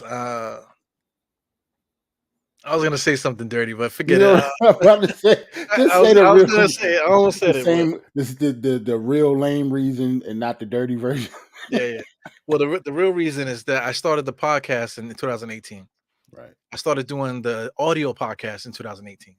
So that's why I chose 18 for the number. I would have chose 17 because 17. I like the number 17. It just so happens that Jeremy Lin did the whole, Linsanity stuff. So I would have chose 17, but I chose 18 because that's the year I started the podcast. So every time I get a jersey, I'll probably just use 18. Yeah. Yeah. So I mean, YouTube. I started doing YouTube. I think in 2020 that year. But audio podcasts. I was doing it. Been doing them since 2018. But I stopped just to do YouTube full time. Nice. Yeah. Snapple facts. I'm up here looking at MSG. I can't hear him, but I can see everybody got the screw face on and trying to get all serious about what happened and shit up there. Wally Zerbiak. Yeah. Wally Zerba look good. They got a baby, right? Him and the other young lady. I forgot her name. Like we see her all the time. What's her name? That white chick that does the play the highlight report. I can't think of her name for nothing. She seems mad cool. She Yeah, seems really cool. Jill? Yeah, No. no, she seemed cooler than Wally. Yeah, Wally looks stressed though. Wally look like he under pressure. Wally always looked like that, bro. Like Wally looked like that when he was in college. He had the same eyebrows. Yeah, because he's from Long Island. That's why. Mm-hmm.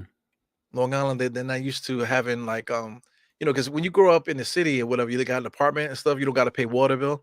So living on the island, you got to pay your water bill. The water may not be cold. I mean, it So, might be hot. they just pissed off with their DNA because they got to pay extra shit. Hey, you're pissed off, man. You can't take a good shower. Oh, Sim just went live now. I just got a notification on my phone. All right. I already knew that already because I could see the people watching going down. So Oh, where they went to glutton for I'm out of punishment, here. huh? Let me go see what Sim's talking about. This motherfucker's boring. Right, glutton for punishment, huh? Talk about this loss for another 2 hours. Yeah.